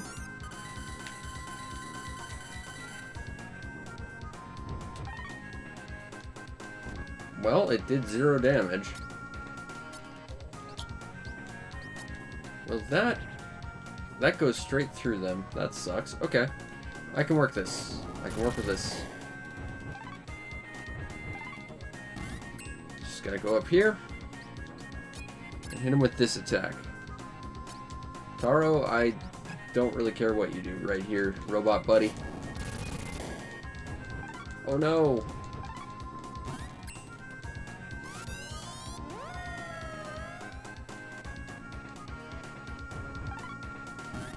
That didn't work out so well. Taro! Taro punch this guy. before I die. Okay, that was a little bit scary. Well, we can turn in those boxers to this guy, and he'll probably turn them into something awesome. So let's do that.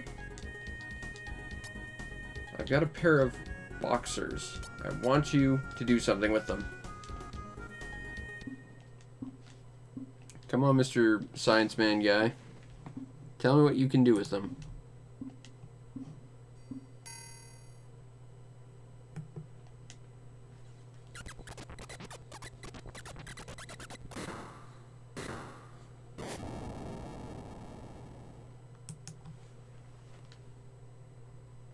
You messed up. Let's try that again, just in case. Because I think him messing up is actually just a random thing.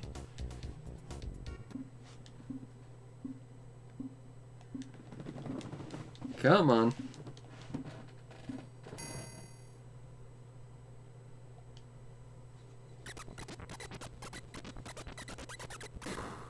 Come on, come up with something cool, guy. Nope, he messed up. I guess we're just gonna equip a pair of boxer shorts on us. Oh god, that's terrible, yeah. I wonder if the hoodie would be good for anything. I'll try one more time, because I do genuinely think his refinement is just random. Whether or not it succeeds or not. And if it fails, well then it fails.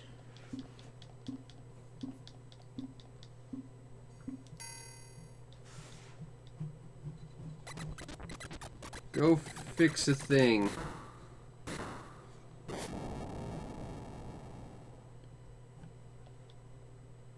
Hey, there we go. We got a pair of jeans.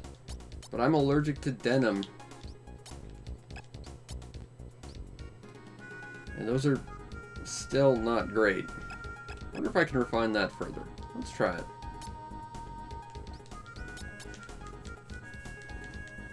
Refine this further if you could. Good sir, kind sir.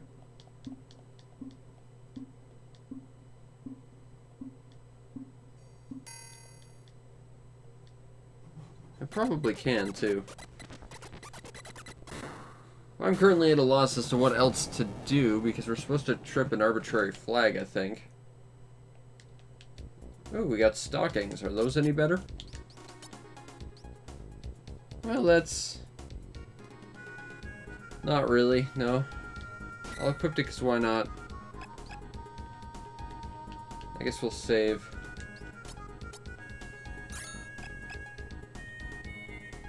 Alright, let's go back to the orphanage and see if that somehow tripped an arbitrary flag or something.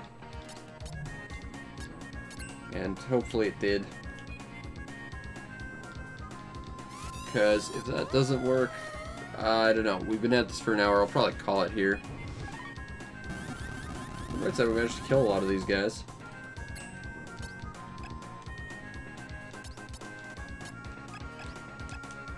Alright, Taro punch this skeleton guy, because it's the skeleton gang. You know they're scary.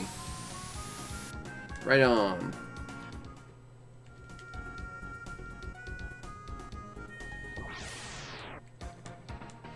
Oh, poop. Alright, let's do it again. Taro kick this guy, because why not?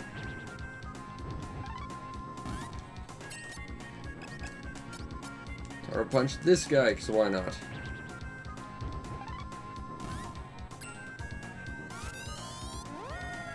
Alright, do your crazy psychic nonsense.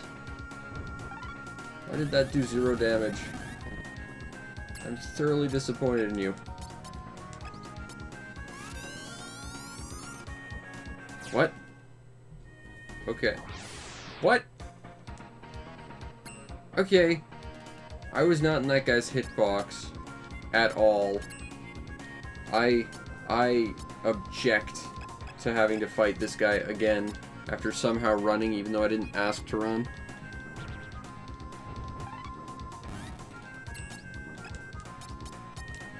Taro RC car punch.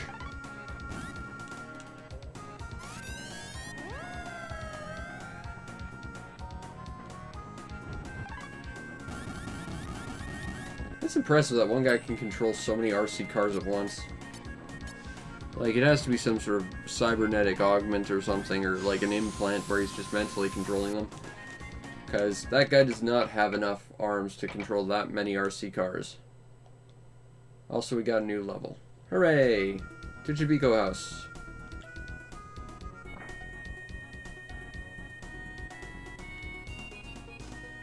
Well, I don't know. You can have a snack, but I don't think I have a snack you want. All these kids, they just want snacks. I guess that's what kids like. I don't know. I'm old.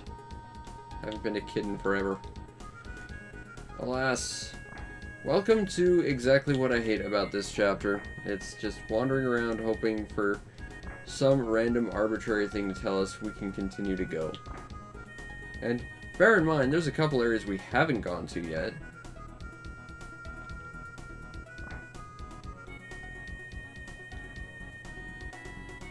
Huh. Well, we got some boxers. Hooray. We could get them refined, maybe? Maybe I need to watch the TV. I can't.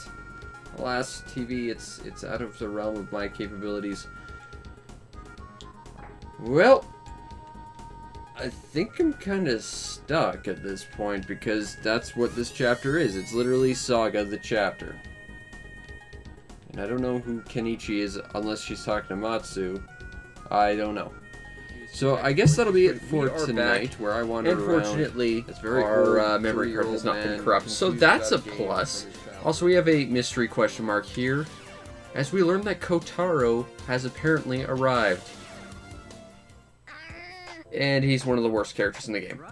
So, yeah, he doesn't deserve a Gachaborg. I actually agree with Nikobe, but, I would kindly use his Gachaborg, except it's a freaking Gunborg, so, we're gonna work with freaking Kotaro as much as I really desperately don't want to. Because I guess that's a plan. But it means I get to punch Nikobe again, so that's a plus. Okay, so the thing you have to understand about Kotaro, he uses Gunborgs. That's about it. They're like freaking Girlborgs, except less awesome in pretty much every respect. Other than that, the only thing that's really special about his Gunborg is it has blue hair, so it gets some anime style points. But that's pretty much it. Not that that's necessarily a bad thing. Style points are, in fact, very important. It's just that my Gunborgs that aren't Gatling Gunner, really. There aren't a lot of Gunborgs I would say I'm particularly interested in using. So I don't think Kotaro is going to be on a list of best teammates at any point. Oh! Kitsune got a lightning robot. Okay, so this guy can tether his teammate with a lightning bolt, and if you come in between those two, you take lightning damage. So it's ostensibly basically a positional-based support character. It's very interesting, but it's also a big, slow mech, so you ideally want to get that teamed up with a very, very fast, small guy so that you can take the most advantage of that tether. At least, ostensibly, that's the point, anyway. If there is a point to that Borg, but that's kind of what I've surmised the whole point of that Borg is. But since Kitsune's on his last Borg, we're going to try and take him out as fast as possible. Whoa, that's bad. Oh, this is really not good for... Yeah, that was going to happen. But I've got Neo G, so I'm not really worried. I could take you all out with one Borg if I wanted to. In fact, I kind of regret putting Neo G so early in the party. Like, if I put my signature Cybergirl, we would actually be probably seeing more action with every other Borg as opposed to just having the one-man army, like number 2. Also, Deathborg Sigma is ridiculous for what it is. So that's also kind of a thing you have to worry about is, you know, I might not actually see too much of my signature Borg because I'm using everything else. Freaking Kotaro. Oh good, we got him. Now I gotta train him up a whole bunch. I think we have to fight with Tetsuya with him at one point to train him up a little bit more too. And I think he teams up with Met or something. I'm trying to go off memory here. Freaking Kataro. The nice thing is, after his sort of like intro, we never have to use him again, I don't think. I certainly don't remember using him ever after the game forces you to. You know, you don't see a melee combo out of a Deathborg Sigma too often, because why would you ever put your freaking amazing, super broken Deathborg in melee range?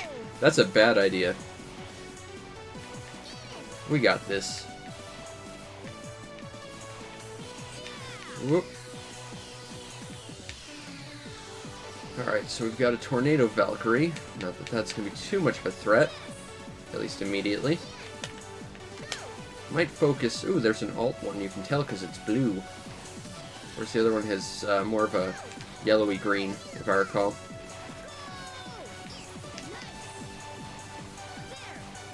Oh, and we've got an alt drill robot, which is a problem because he has drill missiles that track incredibly well, and they're hard to blow up unlike regular missiles.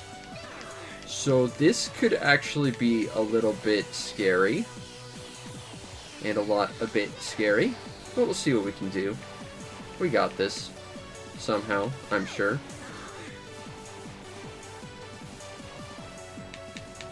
I don't know how the experience system in this game works. Like, I know Deathborgs don't take a lot of experience to level up, but I'm not sure if they get more experience per kill, or if the experience they gain is based on how many fights they're in, or if the party they're in is in combat. I actually don't know how that works entirely. I tend to not pay enough attention to that, but I find going to the actual, like, gacha box to be kind of a pain in the ass. Also, I thought Kataro took a fatal damage there from a sound effect I got, but it sounds like he's okay. Now, we really got to take this guy out before he absolutely murders us with his drill missiles, because he will absolutely do that. Also, this thing is stupid ridiculous with hyper mode. Theory of this board is that it should be well balanced. It's not. It's weak, but it can do a lot more damage than its cost ever should really allow for it to. Deathborg Sigma is ridiculous. There's a reason why a lot of people really like it, even though it's a Deathborg. And, you know, even though I'm bad with Wingborgs, which it's ostensibly trying to be, I have a soft place in my heart for it. That's why we're trying to use it. To show how ridiculously broken a Deathborg can actually be. Also, we get to utilize as many points as we possibly can with a low-cost gacha board like that. So there's lots and lots and lots and lots of value to actually using Deathborg Sigma 2.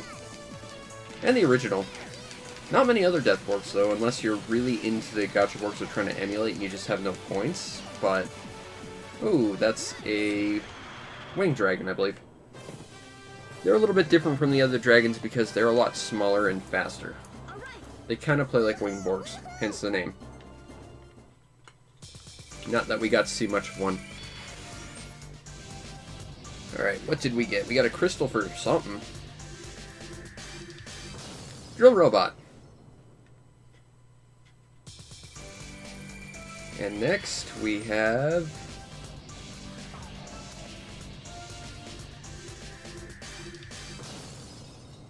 Tornado Valkyrie. I do like those kind of plexiglass wings. Alright, let's go help our buddy Kakeru. Maybe we'll get to see some more ninja goodness. Oh, yes, we're playing a New Game Plus version of this, so it doesn't matter, but when we killed the Dark Knight in that previous thing, G-Red upgrade to Neo G-Red, but we already were using Neo G-Red, so it did nothing for us, really. We get to fight Kakeru in our bedroom. And he's playing as a double ninja. These guys are fun because they're basically normal ninjas, except they have a charge attack that splits them in two, effectively doubling their attack. And I think it also doubles their hitbox, but I'm not 100% sure because I haven't used them since, like, the last time I had to talk about a double ninja, which was, oh gosh, 4 years ago.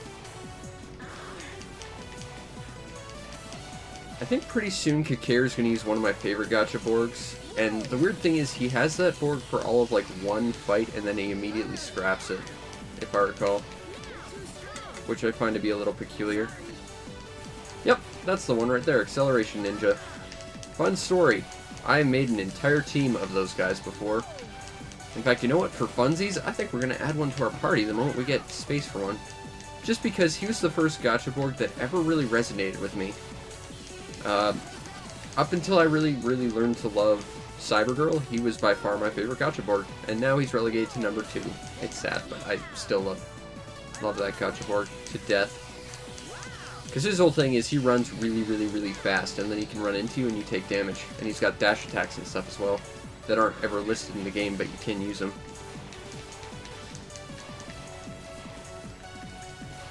So, Acceleration Ninja, kind of a ridiculously fun Borg.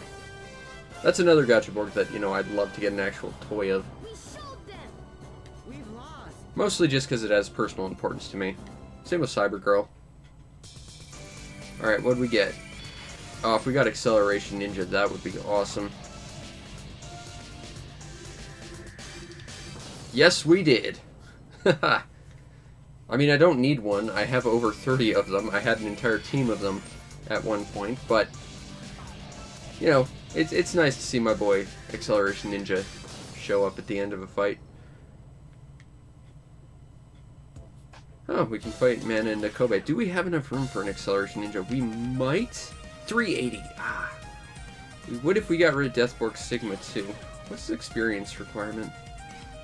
I think it says somewhere what their required experience is, but I'm not seeing it right now. Okay, so we need 80 more points to get Acceleration Ninja, which means we need 1,500 total.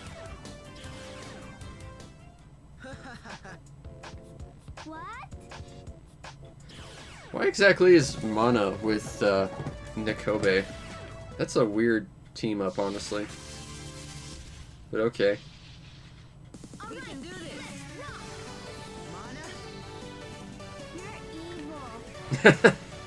That's about the response I expected from Nakobe and Mana. They're not a team you'd see fighting together too often. In fact, I don't think you see them with anyone other than Kitsune and I think maybe Usagi. And no one just wants to fight with Nakobe, which sucks because Nakobe is one of the better teammates in the game. Just for his choice of Knight Borgs. Especially just the fact that he's got 2 Vampire Knights. Okay, we're going to try and take out Chainsaw Knight before he decides to Scorpion us, or else we're really in trouble. Freaking Mana with her freaking... I'm going to create a freaking shield. And then you're gonna be stuck.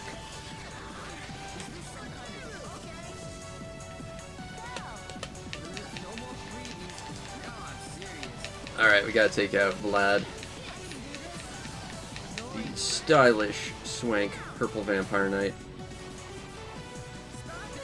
If we can take him out, Mana's easy pickings. The interesting thing about Mana's support Borgs is, while they're ostensibly not made for combat, their individual shot attacks do, like, ridiculous damage. Like, they have such low, like, fire rates and stuff, but they just do stupid damage for no real reason. Seriously, Kakeru, stop hitting me.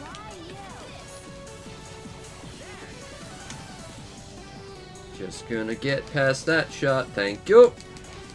Never did like needles too much. Whoop. She survived that, I'm actually genuinely surprised about that. And there's now. So yeah, she's dead. I do kind of like that backward stumble animation they've got. Kind of like it actively acknowledges like the needle is just so awkwardly weighted that it pushes them back when they get hit or something. That was a good animation. Hooray! We got a Nurse Borg. I'm never going to use it.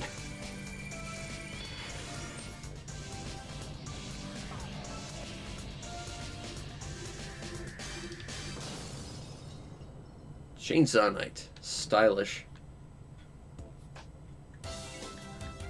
Alright, let's help Kitaro out again, I guess. How about some more training? Can I not be with Kitaro? I will be with any other person in this fight but Kitaro. Please? No? Okay. Okay. I think the greater threat in this fight would be Mana. Because the fact is, Kakeru doesn't have a lot of ways of hitting us. Like, Nikobe has that Chainsaw Knight who can grab us, and if he grabs us, we're basically dead. Because we have no armor. Because we are ostensibly playing as the TIE fighter of Gacha Borgs right now. Oh! I didn't want to get into a melee range. Although, I will give credit to Kakeru for taking advantage of that. Oh, she's got a pop, honey. That's kind of obnoxious. Although we could take advantage of it with its debuff, sort of. Just gonna take out Mana as quick as we can. Alright, let's see what we can do about Kakeru.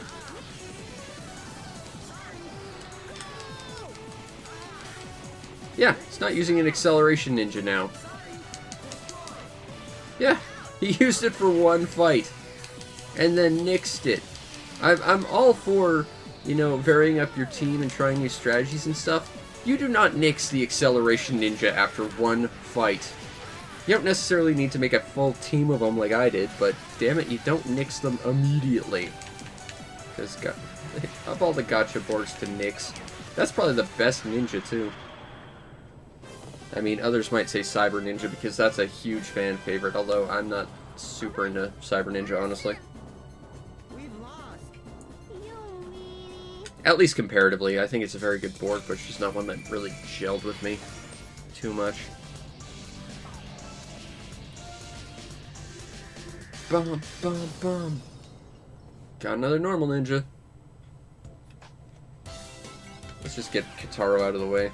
Also, in the corner you can kind of see one of the hidden arenas that we're gonna do.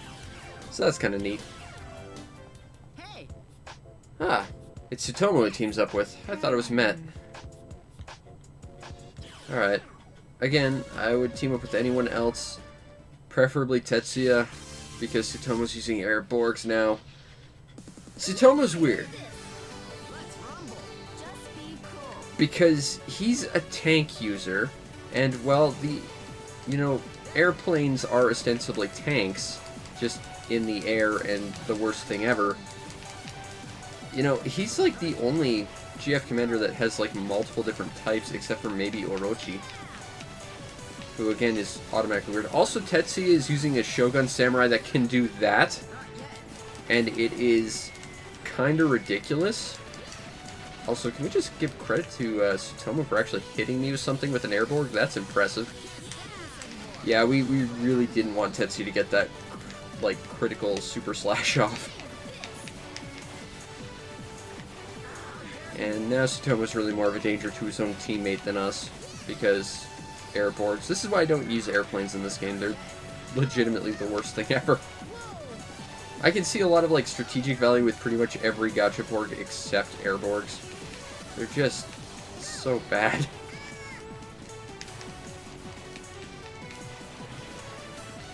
But I think that Musashi's going down, which just leaves Tsutomu.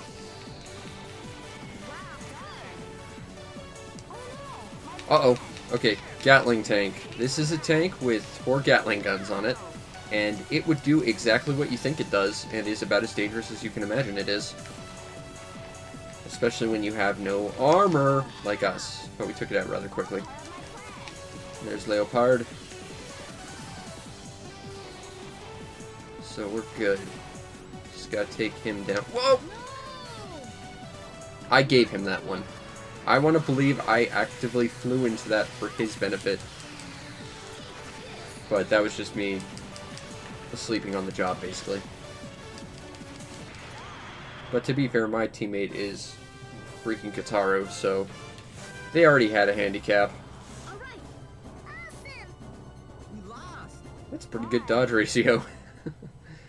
Deathborg Sigma. It's kind of ridiculous for what it is.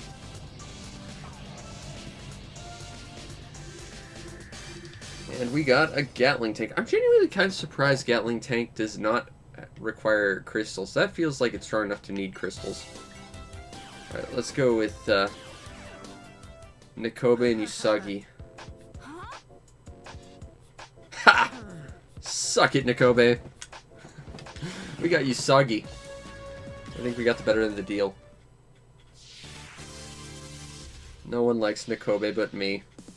And even then it's... I'm tired of hearing you complain. just... no one likes Nikobe. The sad thing is he's one of the better characters. Everyone just treats him so badly. And to be fair, he's kind of the jerk bully, so yeah, fair enough, but at the same time, it's just comical to see literally no one likes this guy, but his toady, who probably is more scared of him than anything. As is typically how those relationships seem to work, from my understanding. Okay, so this is a scary one, as I've said. If he gets me in his claw, we're kind of dead, so let's not get there if we can help it. Seems like he's trying to target us, but he's having some issues. Alright. I just gotta take out Vlad. Which should be pretty easy with my giant death laser beam stream of damage. There we go. Alright, we got Shuriken Ninja. This guy likes flinging himself at the enemy with his giant shuriken. It's, not what I would call a great gacha board, but it's not bad or anything. I think when I started this game, my go-to gacha boards were probably ninjas because they're not super expensive. They're kind of like bug Pokemon like that. They're cheap, and you can get a lot of them pretty early on, which is good because you don't have a lot of points to support them, but they're not the most effective, just because they are about as physically frail as a Deathborg. With some exceptions, of course. And some of them are incredibly situational, like switching ninja is a hard one to really find a lot of use in, because it's just so ridiculously situational. Whereas something like Cyber Ninja, I like that out of its like use, but it just seems so expensive, and you get it so late, and it's I think it's one of those crystal boards that requires 4 crystals, so it takes a lot just to get them. And I think there's just better boards you can get for less points. I mean, case in point, Deathborg Sigma 2. Alright, I did it! What the? We'll win next time. You got beaten by us, and your teammate left your side, so yeah, suck it, Nikobe. Oh, also we got one of their partner crystals. Now, the partner crystals are really tricky because there's 5 of them, and they're like a ridiculously low drop rate. And we got a Shuriken Ninja. I will be sure not to use that, though. Hey! She really does not like him. Alright, defeat the Death Force unit. Let's go. And... I kind of want to use Usagi, because she's got a decent team, but so does Nikobe. Go with Nikobe. He needs a win. I feel bad for poor Nikobe. And those are Deathborg Deltas. Stylized after the Girlborgs, which means they are mostly high-speed range types. But they're also Deathborgs, so you gotta be careful with that if you plan on using it. Although they do get a nice charge shot. Although I think that's just an alt fire. It's one of the Deathborg Zetas, which means it could be the random one. Not that it matters, I have them all. That was literally the last Gacha Borg I needed. Ooh, there's a crystal one. Nikobe, if you kill that crystal Borg, I will never forgive you. I think we got it, though. There's, I believe Blade Wing Blue, I believe is what that one is called. It's one of the 2 Time Cop Gacha Borgs. They're from the future and used to work with Jean-Claude Van Damme, and now they're back to catch some prisoner who escaped or something. I think there is actually some like connection to other Gacha Borgs in here, although I don't know which one. I don't know which one is exactly the prisoner they're after or whatever. Boop. Or why they think they need to fight us if they're here for justice, seeing as we're the Gacha Force. The force of justice that fights the Death Force. Also, they create big green little domes that accelerate damage. So if I were to scoot through there and my shots went through, they'd move a lot faster.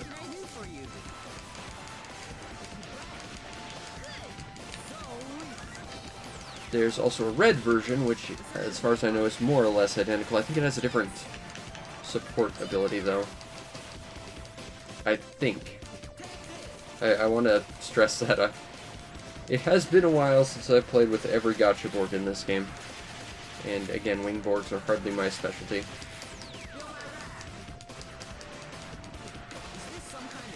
This is a tank that is based off a Transformer robot, so it'll actually flip out its upper top to shoot out bigger shots. And the upper part it flips out on the robot would be its legs. But this can't transform. Also, Nakobe is an absolute charmer. Alright, so what do we get next? We got... the data crystal for that guy. Ooh, and we can make one so we can know exactly what this guy is called. Beamwing Blue, I think is its name, not Blade Wing. Blade Wing said knock off Anubis Wing.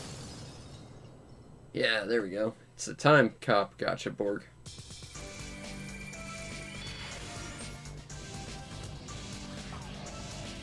And our next one is... the Titan Tank. And we can go help out Usagi with the ICBM tanks. Okay. Hi there. So, the ICBM tanks are tanks that have ICBMs, intercontinental ballistic missiles, if you're not familiar. ICBMs are one of the few things in this game that will instant kill.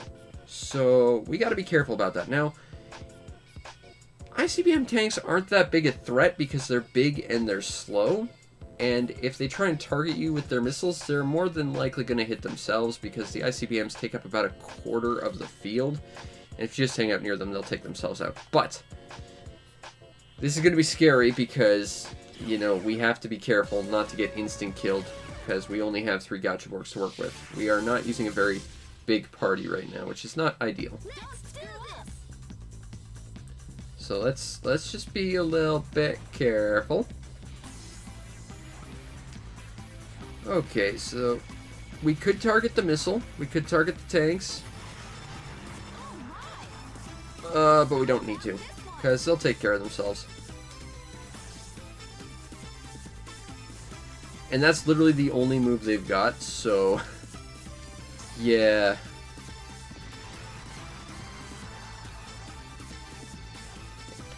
Also, they have a ridiculously huge cost. I think they're like 1,000 points.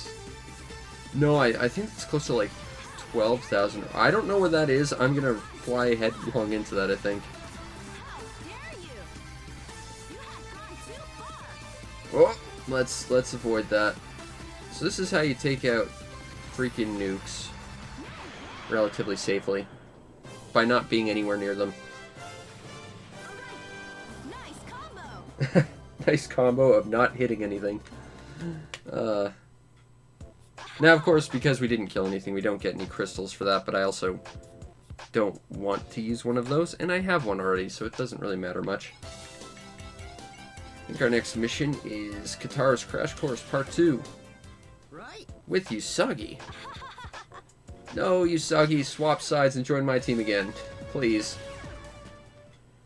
Okay, so Tetsuya's Samurai Shogun is the biggest threat immediately.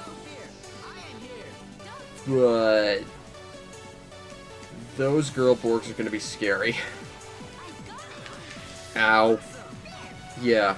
Okay, so the charge attack on this guy takes forever, but it can hit pretty much across the entire environment and take out a lot of standard Gachaborgs pretty quick. It's not an instant kill, but it will take out an average Gachaborg's health down to like half or so. So you kind of want to take him out quick if you can. I think Usagi's the greater threat at this point, now that we've gotten that guy out of the way, but Tetsuya only has one Gachaborg left, so it's almost better just to take care of him so he's not a hassle who will hit you from behind later. At least, that's the theory I'm kind of working with right now.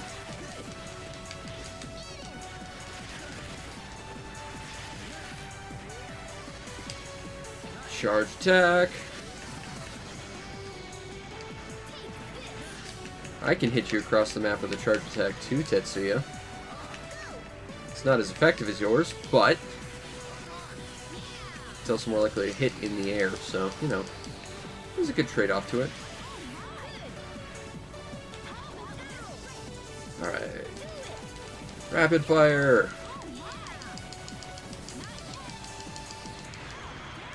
Now, bear in mind at this point, you know, we would have Neo G-Red had we played normally on a standard new game anyway, so it's not like this is overpowered for where we're at. This is basically as powerful as we're supposed to be. It's just that G-Red is inherently ridiculously OP. Alright, now I think that's definitely where we need to go.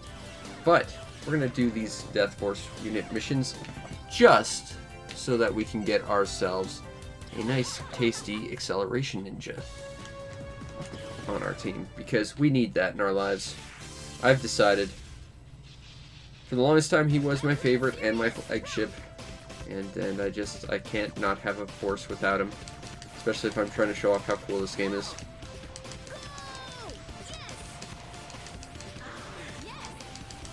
These girl Borgs are actually kind of scary. Okay, that's a Deathborg Lambda.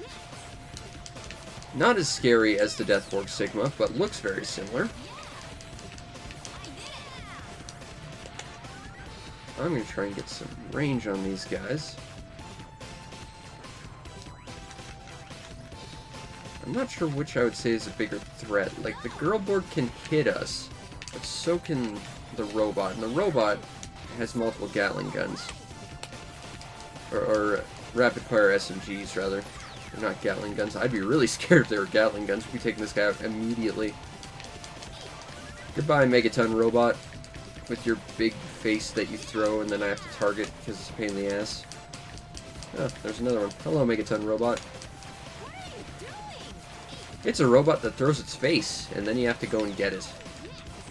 Which is an interesting choice to design this guy. I really want to take this guy out. Just for safety more than anything.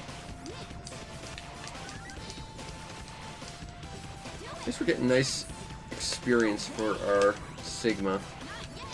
Come on, Usagi. I know you can't hyper mode without both teammates consenting to it, and you're dead, so you can't, but please do that so that I can, you know, start flooding this entire place with bullets while you do your Ice Valkyrie thing.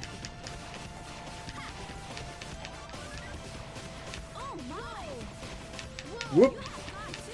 Ah! Okay. Who was responsible for that? Ah, Cybergirl! There's a cameo from my favorite Gachaborg. But she's evil Cybergirl, so I have to punish her. Until she realizes she can't be evil anymore. She needs to be my go-to Gachaborg, which is why she takes up the last spot. I honestly did not expect to run this Cybergirl this quickly. That's kind of like an end game Gachaborg, even though there's 2 upgrades to her. You kind of run into all of them at the end. So it's more than a little peculiar to see her this early. I'm guessing that she was here this early as part of the random pool. Because of course some fights do have random pools of Gacha horses. Or Gachaborgs. Maybe we got a Cybergirl. Although she's a Crystal Borg, so probably not. Certainly not from this. Megaton robot? Yeah! I love that goofy grin on his throwable head. And I've got something in the back of my throat, so now I can't talk. Excuse me. I think that's better. I hope, anyway. Yeah, my throat just got really dry all of a sudden. Alright, we're fighting the hero unit again. This time they should have a slightly different team. Also, we can edit our force, so we're going to do that thing. Now, this is probably a bad idea to throw Acceleration Ninja up in front, but we're doing it. Just so I can show them off. Alright, so...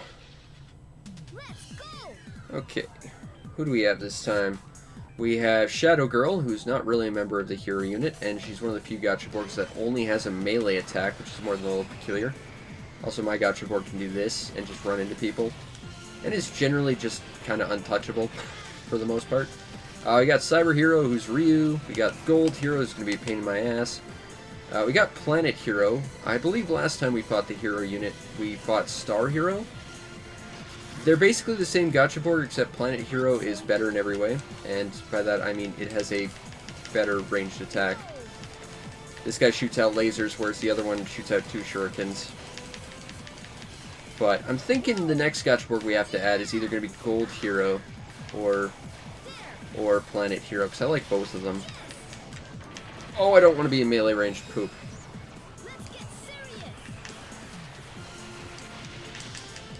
Okay, and there goes Cyber Girl, so that's not too much of a first Cyber Girl, that's Shadow Girl.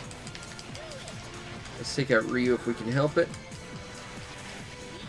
Alright, Gold Hero's next. But Planet Hero can kind of be considered sort of like an alternate G-Red. It's just sort of a jack-of-all-trades, kind of overpowered Gachaborg. It's very, very fast, it does a lot of damage. The only thing about it that's kind of bad is its power-up isn't permanent. Like, that's the one thing. The thing that makes it even more ridiculously overpowered isn't a permanent thing. Also, it has badass breakdancing moves.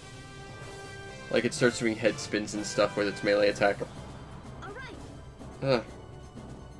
Excuse me. Yeah, I don't know what's going on. I got something in my throat now. Alright, what do we get for crystals?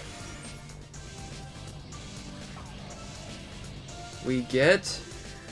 bum, bum, bum. We got Metal Hero. Not bad, Metal Hero. Not bad. Next. We have... bum, bum, bum. Gold Hero. Gotta love good old Gold Hero. Looks like we're training with Kataro and Tetsuya again. And Nikobe. Stop complaining. No one likes you, Nikobe, except me, apparently. Now, I should point out that while theoretically you could get unlimited points for your team, I think at most we're going to have something like 2,500 by the end of this. So we're already more than halfway towards building our team. And that's... I'm not sure I'm the biggest fan of that. I'd like to have a few more Gachaborgs than what we have, but... yeah, so my whole Gachaborgs thing is don't get hit and just run into everything, and you're fine. Although I do have a charge attack that is one of the most obnoxiously slow charge attacks ever. But it basically just fires out every shot I have at once. Whoop. But good old Tetsuya's charge attack can't hit me. Unless I run into him. Oh! That's bad, though. Ah. Gotta get out of there. Hammer Knights. I don't think we've seen Nikobe use Hammer Knight yet. It's not one of the more impressive knights, either. Like, he's kind of got a bit of a ranged attack with that little yo-yo mace thing he's got, but he's not that impressive, I don't think. I think that's probably the weakest Gachaborg he has, honestly. Just gonna go all rapid Danmaku on Tetsuya. And there goes Nikobe. Down to Vlad yet again. We've been killing Vlad a lot today. Feel bad about that, because he was in our party for a little bit. Wouldn't mind getting Vlad back in the party, honestly. So I'm thinking our party might have to include Vlad, Planet Hero, and who's the other one? Gold Hero. I wouldn't mind something like freaking Garuda. But the problem with Garuda is Garuda takes up 1,000 points. And like I said, we're probably going to be around 25,000 points by the end of this. That's like basically half our team's cost right there. So it's not ideal to try and use Garuda. Uh-oh, everything's going dark and then some things are flashing red and I don't really actually know what that means. Uh-oh. So Sho and Orochi are fighting now? Oh, okay, so Sho and Orochi now have subordinates. This is going to actually be genuinely scary. I think I'm going to bench Acceleration Ninja for a moment. Just to throw something, I don't want to say better, but I'm going to say better onto our team.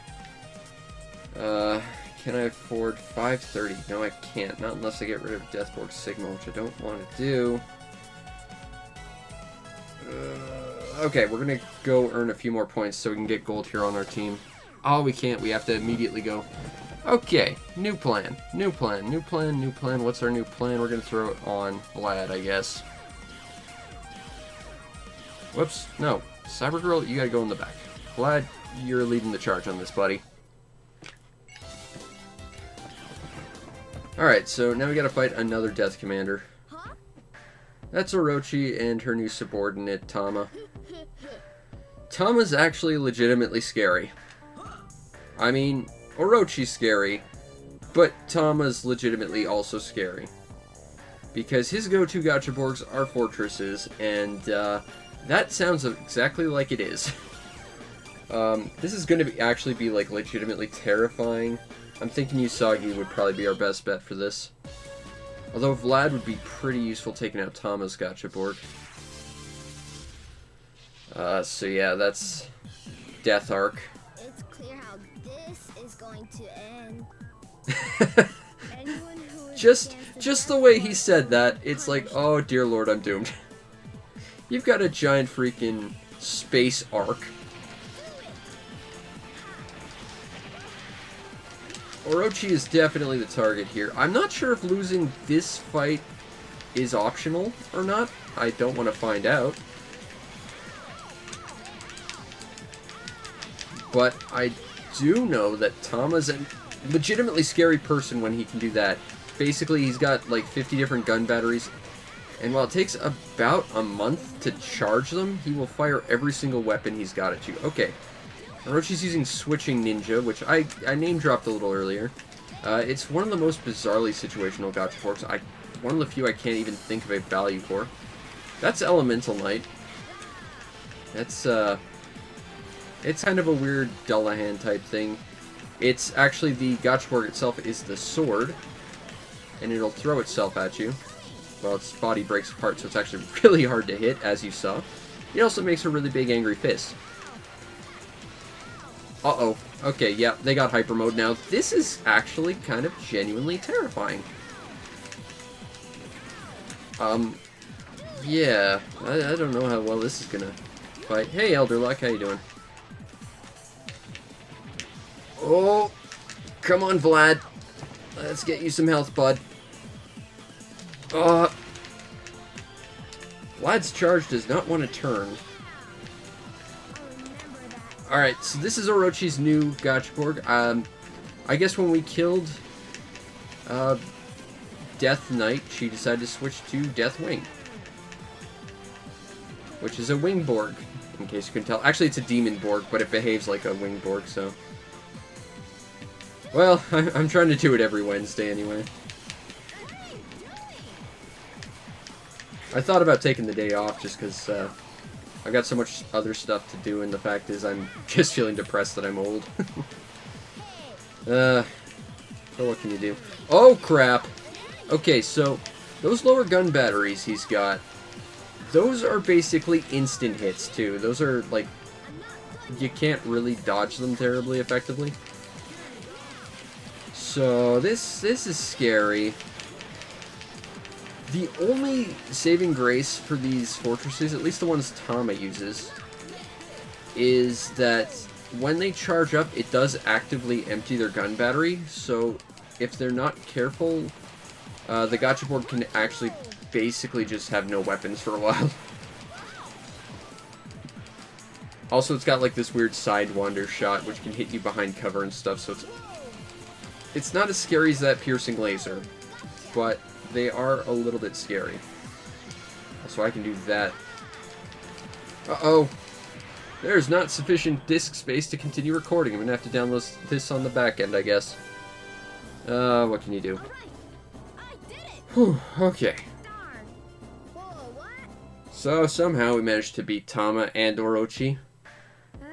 Although, to be fair, that was not labeled a tough stuff mission, ergo, it was an easy mission. For what that's worth. Okay, now we gotta fight freaking Sho. I don't know how I'm gonna do this. I feel like I should swap out my team, but what would be better, really? I mean, ideally I'd have Planet Hero, because Vlad is not going to be terribly effective against a Wingborg. Samurai Shogun would be pretty good, but I don't have that kind of points. And that's not going to work either. This does not have an anime. It feels like it should, though.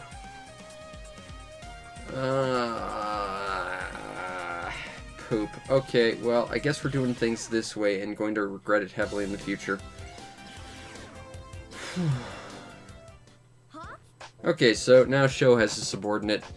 Kinda. His name is Yuji. He is the most bizarrely random person ever.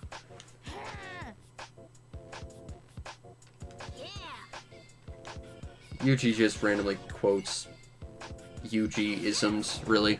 He's a very weird character. So, like before, Sho's really the scary one out of the two. But Yuji's using a jelly diver. And that's a bit scary. See, jelly divers, they create a big bubble around them. And they can swim around that pretty fast. And it goes along with them. And if you get caught in it, then you move really, really, really, really, really, really, really slow. So it's a bit not good. The only advantage we have currently is the fact that Sho is currently using the, what is it, Wing Hero or whatever he's using. And that's as close to an advantage as we're going to get because everything else he has is far more terrifying. It's easily one of my top 10 favorite games, for sure. Oh! Also, he's quoting Ryu now, which I didn't realize he ever did. Also, you're not using Cyber Hero, so you can't Shoryuken. Oh. I really need to get some health.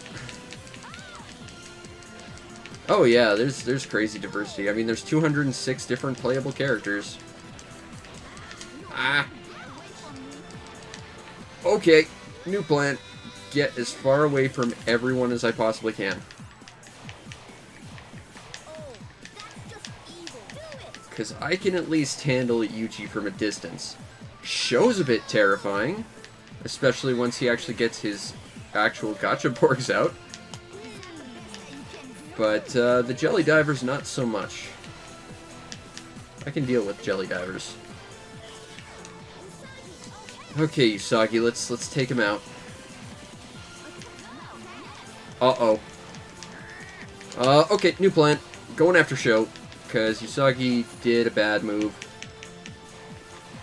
And Sho is legitimately terrifying, because he's the scariest NPC in the game. And he's got ridiculously big wingboards that do a lot of damage. But I can kind of juggle him a little bit.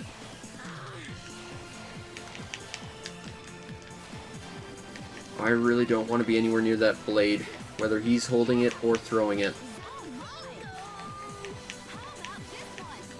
Yuji took out freaking Usagi. Okay. Whoa. Oh, I don't want to get sandwiched in between them. That's a recipe for disaster. Whoa.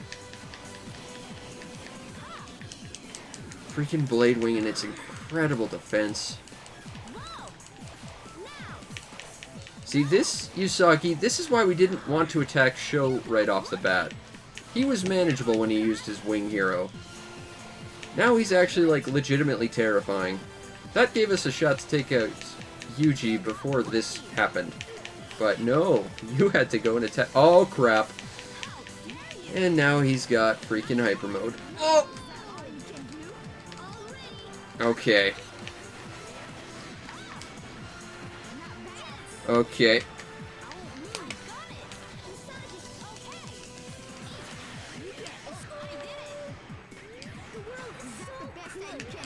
Okay, new plan. Just gonna try and juggle Sho as much as we possibly can, so we don't get horribly murdered.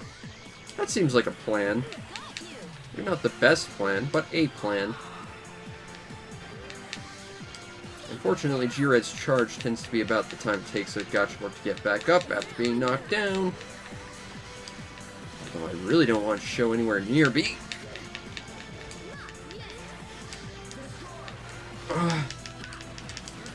Freaking Yuji.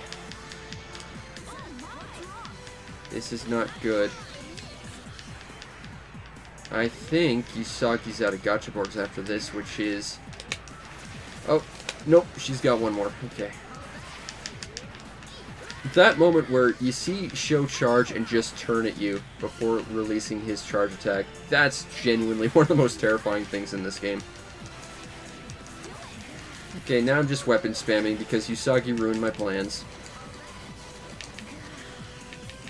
Oh, come on. Come on, come on, come on, come on, come on, come on, come on, come on. Yeah, knocked him out. Alright.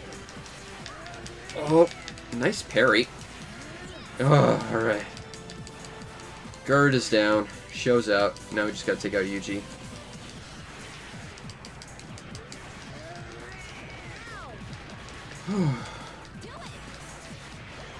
That was a genuinely scary fight.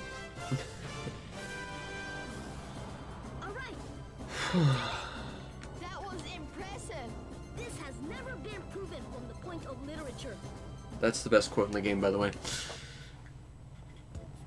I don't know how you'd prove this from the point of literature, but alright.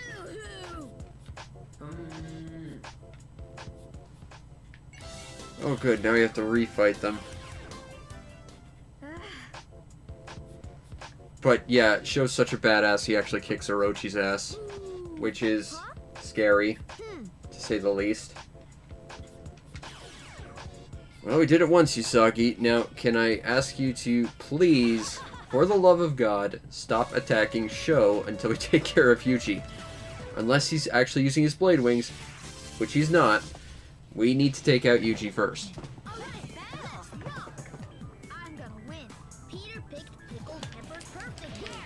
Okay. Now, the problem with starting this with Vlad and going after Yuji is I can't actually heal myself, and my health is going to constantly tick down. Unless Yuji drops his Jelly Field, which no sensible person would ever do. That said, we are fighting NPCs, so what do I know? Oh! Gonna get some health since I'm stuck in the Jelly Field. The direction Vlad's dance picks is a little stricter than I remember it being. Also, that scope Sho throws out makes your shots bigger and more damaging. Also easier to hit with.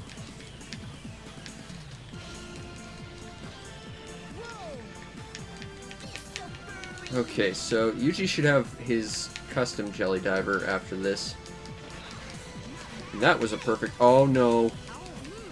Freaking Usagi, man. You are just... Okay, well, Vlad can't do anything to a Blade Wing. Also, as of now, you know, about 10 minutes after the computer tells me that my recording stopped, now I'm getting the notification I'm running out of disk space. Awesome. Okay. So. Time to go all done Mako on Show's ass because we don't have a lot of other options.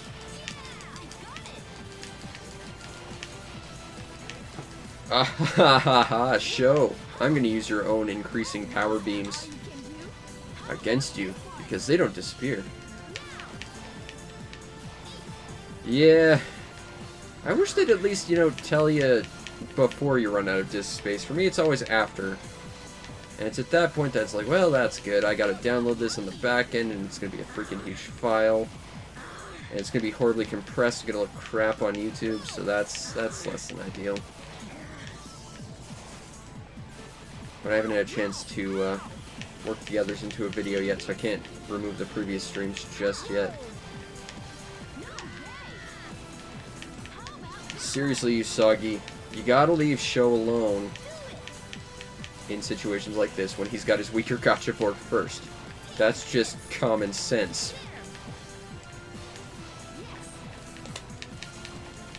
Oh, I don't want to be the... freaking... Okay. Just because you're about to die. Even though G-Red is absolutely the only thing that's going to let us beat Show at this point.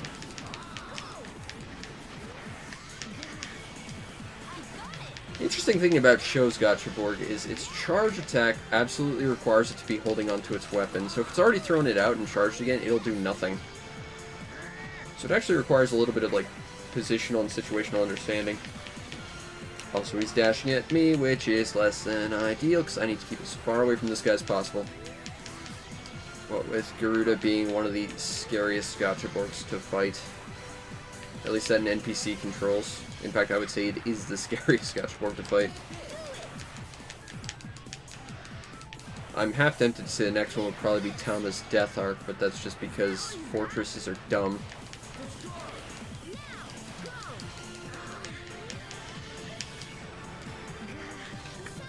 Okay, Usagi.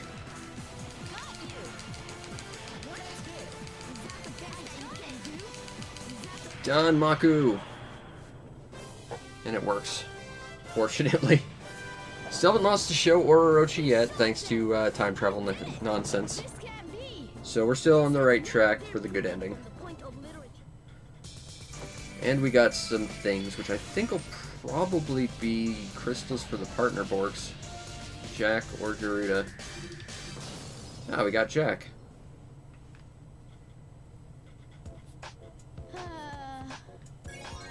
Hey, we got a death crystal.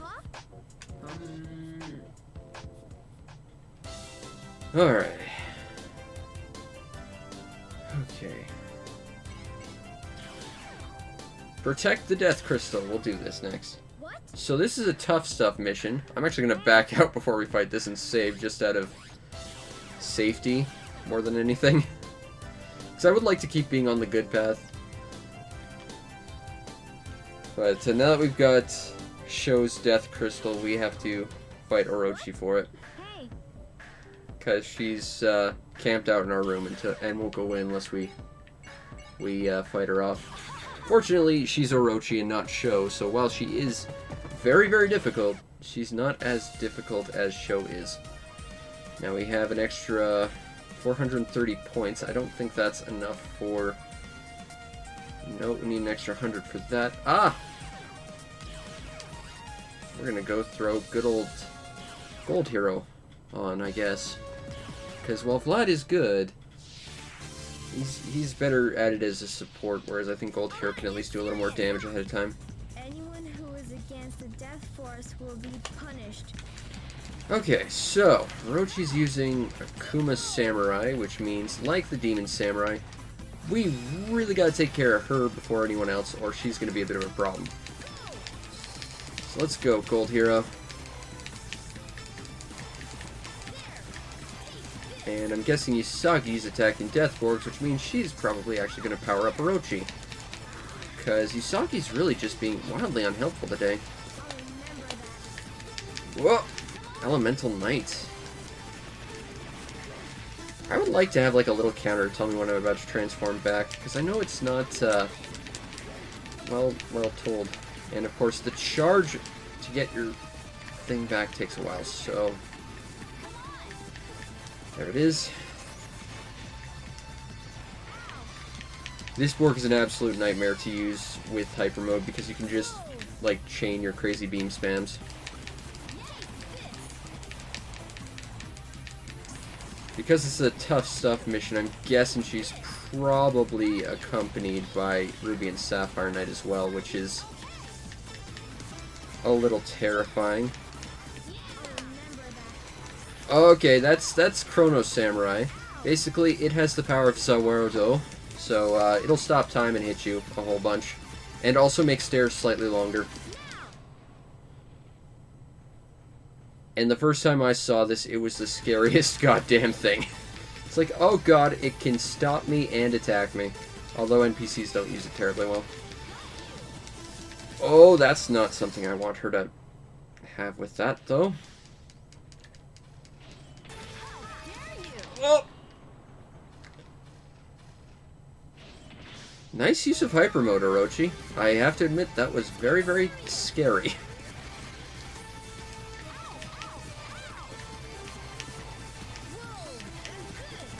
Couldn't get another one off, though. Although we are fighting a slow Valkyrie, which is a little scary. Especially because Orochi's also using Nairborg now, so we're going to be a little easier to target. So if we can take Orochi down, its bodyguards be a little more of an open problem, because Orochi's scary. But Orochi is typically followed by Ruby and Sapphire Knight, her bodyguards, and those two are basically a tough stuff mission on their own.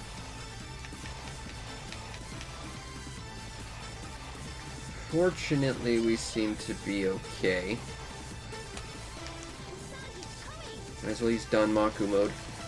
I'm a little hesitant to have done that, though, just by virtue that if Ruby and Sapphire Knight are here, and I'm absolutely convinced they are, that fighting them together would be a little scary without it, especially with this character. Also, I believe that's Flame Ninja, who has got giant gold dragon fists that are flamethrowers. Which is a bit of a random gacha Borg to be here. I think this might be one of like the random Borgs it pulls from a pool, just to populate fights a little more. I think.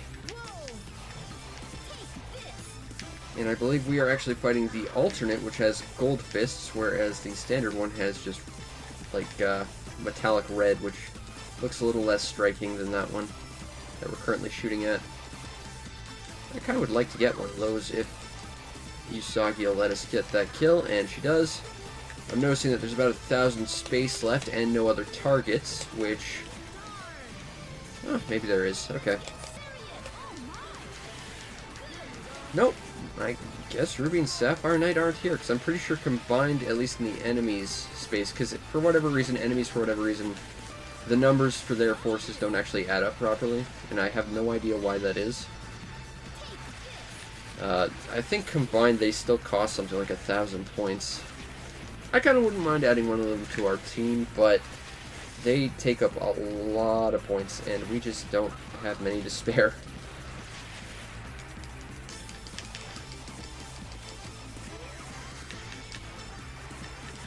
I'm not sure if adding Gold Knight in place of Vlad was the best idea. I'm not sure if swapping Planet Hero in would have been better. Shogun Samurai would be pretty good.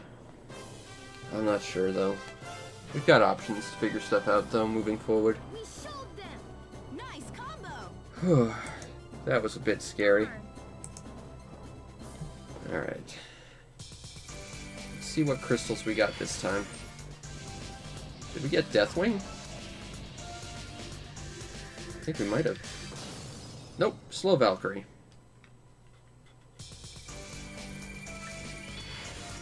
We might have gotten Flame Ninja. I believe that's a crystal board.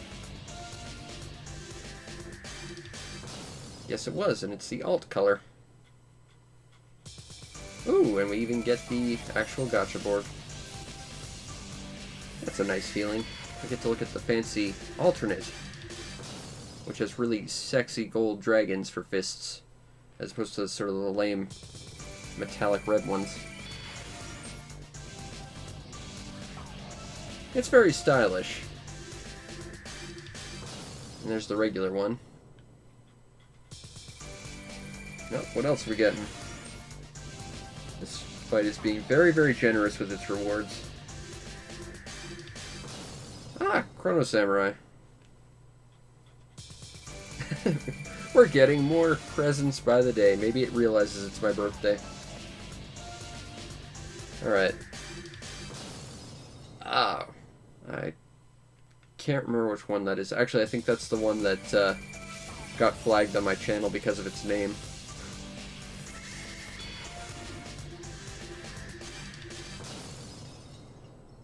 Nope. That's a different one. That looks very identical. Alright.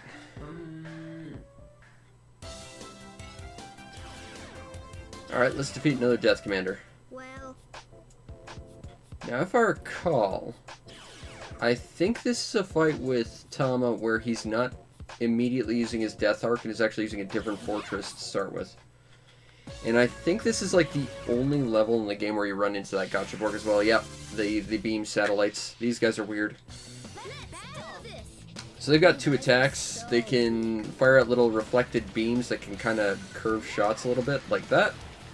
And they can fire 2 giant beams directly below themselves. And that's their entire lot. But, because they are fortresses, they have an ungodly amount of health. Also, they're rather peculiar for fortresses, because fortresses typically can't move.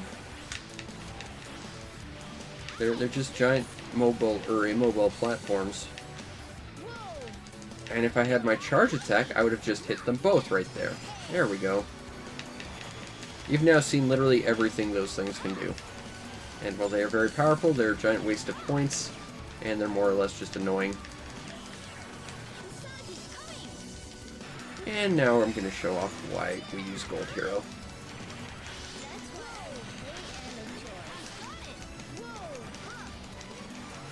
I'm just going to spam giant killer beams. Ah, Gold Hero. Okay. So let's get that special attack off. Oh. Okay, this is actually a little scary now. Because these guys have like that curve shot where they can actually hit things in the air. There's a relative degree of competency. We'll see what we can do to take care of them.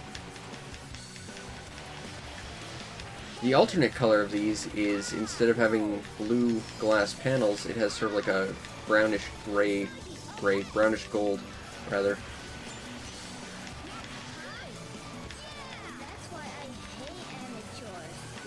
And you'll notice that we're still fighting these things, even though we've killed a whole bunch, and there's still a lot of points. That's because freaking fortresses are the most obnoxious things in this game.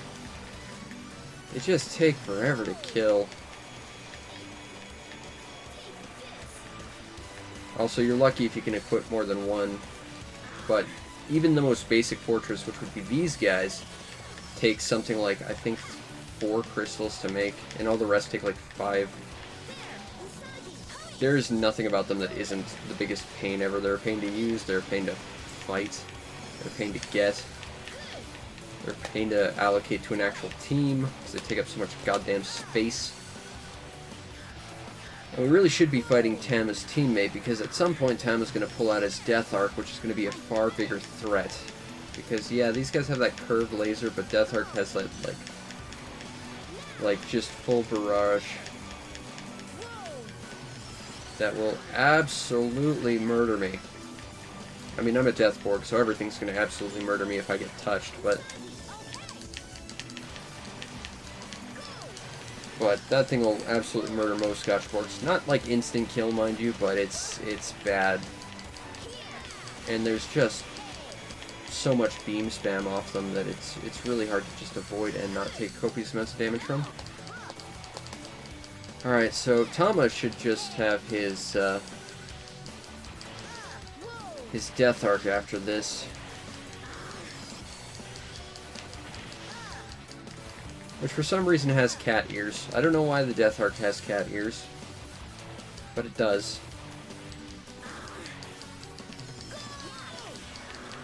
Maybe it's into Nekomimi. I don't know. Alright. And here's where things get exceptionally not good for me, with its, like, point-to-point instant kill lasers. Whoa! Okay.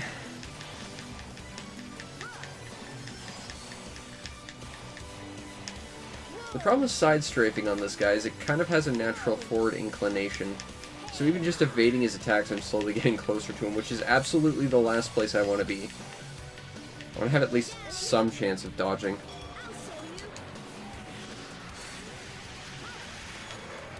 That said, G-Red is kind of basically made for killing these things. If I can get just enough boost, which I can't, and of course the camera isn't doing much to help me.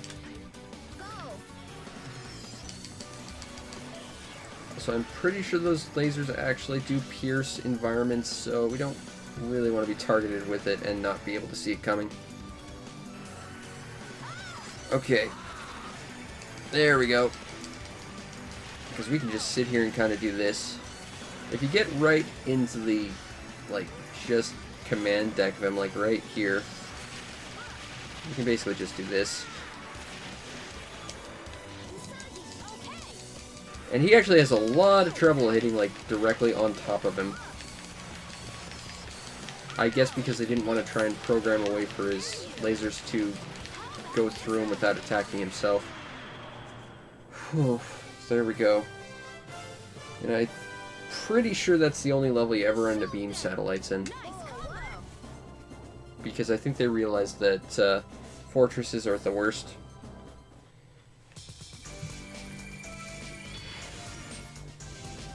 Alright.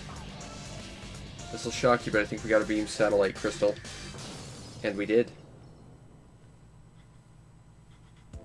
Well, Just lucky, uh-huh. The mysterious crystal with Kakeru. Ah, he's got one too. We're gonna collect all the death crystals. I think that's the end of the chapters once you get all the crystals, but there's, I think, 3 or 4 of them. So it's still a ways off. Alright. Oh, gold hero.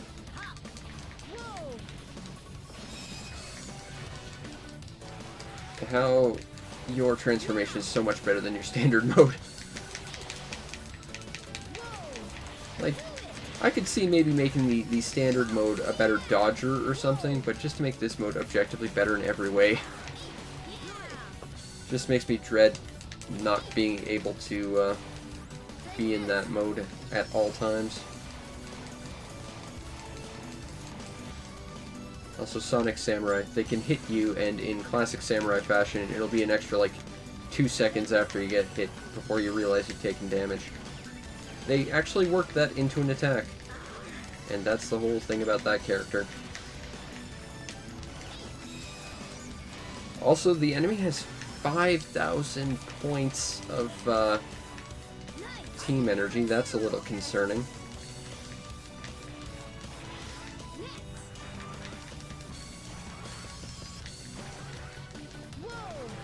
I'm happy I can just juggle the Megaton robot, but I'd be happier if I could just, you know, kill it.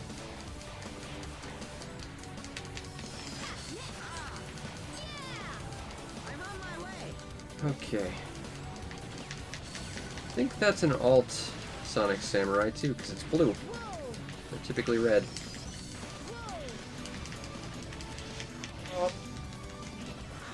You'll regret that, because now I'm gonna boop you with my magical booping laser. I really wish I couldn't target the head, or at least at the head of the giant robot who can detach their head. Wouldn't be the first thing the auto-target targets. That would just be kind of nice. Actually, you know, target the body before the face. Like, I get that there's probably a reason why you'd want to be able to see where it is, but it feels more like it's just taking advantage of the programming or something to make things harder for you. Also, that's a Spike Knight. In case you couldn't tell, it's the upgrade to Hammer Knight. It turns into a big spiky ball, and that's about all it has going for it, really. And I think that requires some crystals as well.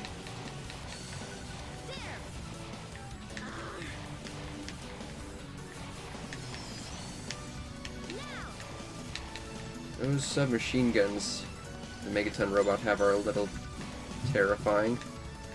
We'll see what we can do. Take care of him.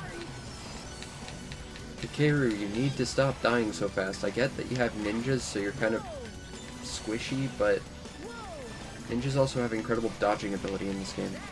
Take advantage of that, buddy. Okay.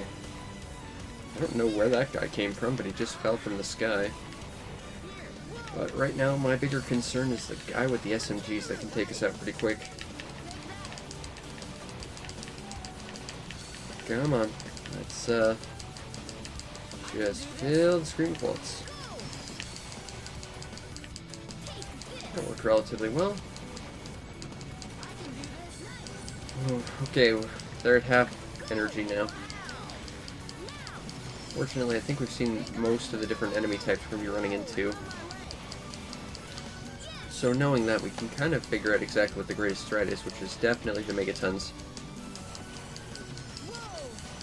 I think the Spike Knights are probably easily the least threatening thing right now, at least for our Sigma.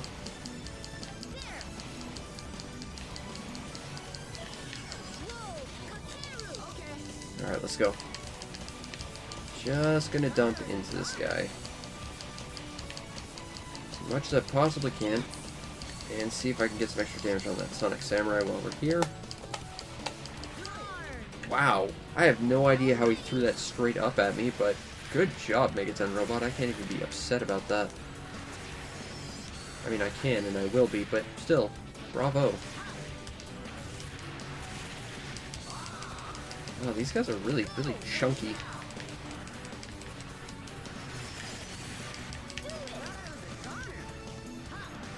Honestly, I don't think they were this chunky when I was using Sigma, which I guess means Sigma's shots are a lot more damaging than I ever gave them credit for. Alright, there we go.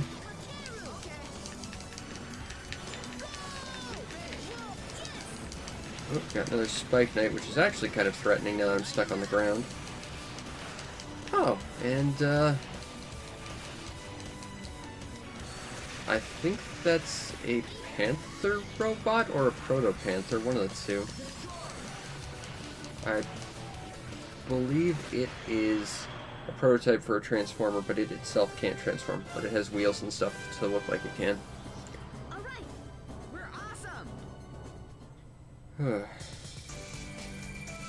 let's see what we got.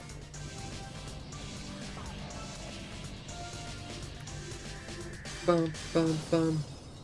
Got Sonic Samurai. Well, we fought enough of them, we should. Maybe we'll get the ult, too. Bum, bum, bum. Now we got Megaton Robot. I choose to think that was the one that somehow managed to hit me. It earns that spot in my storage unit that I'm never going to open. Alright, what else do we got? Oh, we got the alt Sonic Samurai with the blue bits. Huh, did not get any bits of the Spike Knight. That's a bit unfortunate. Right. Oh. Alright, we got two. Now we're probably going to get jumped by Sho and Orochi. Again. Oh, yeah, Yuji kind of becomes friends with Met, because of course they do. But I think that's going to be it for tonight. We've been going for about an hour and a half now. But this has been a lot of fun. Hopefully we'll be back tomorrow. I gotta set some stuff up and test some equipment, but hopefully. But if not, we'll be back on Monday with more Opoona, and we'll continue doing what we've done for as long as we can see in the foreseeable future.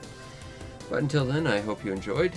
And if you did, follow the stream to know we go live, because we do this every night, or at least we try to. You might also want to check out and subscribe to my YouTube channel, see everything else I do, which, you know, I just put up a loot video for the latter half of last year because I'm kind of wildly behind on that. Whoops. So go take a look at that. That's at least an hour of time to kill. And if you really want to make my day, check out the show's PayPal or Patreon. Support the show any way you can so that I can continue to do what I do to the best of my ability, which in this case is not talk, but in fact fight with little tiny palm-sized robots that I love with a passion, because Gacha Force is one of the best games ever made. Anyway, I hope you enjoyed, and I'll see you next time. Peace out, Internet.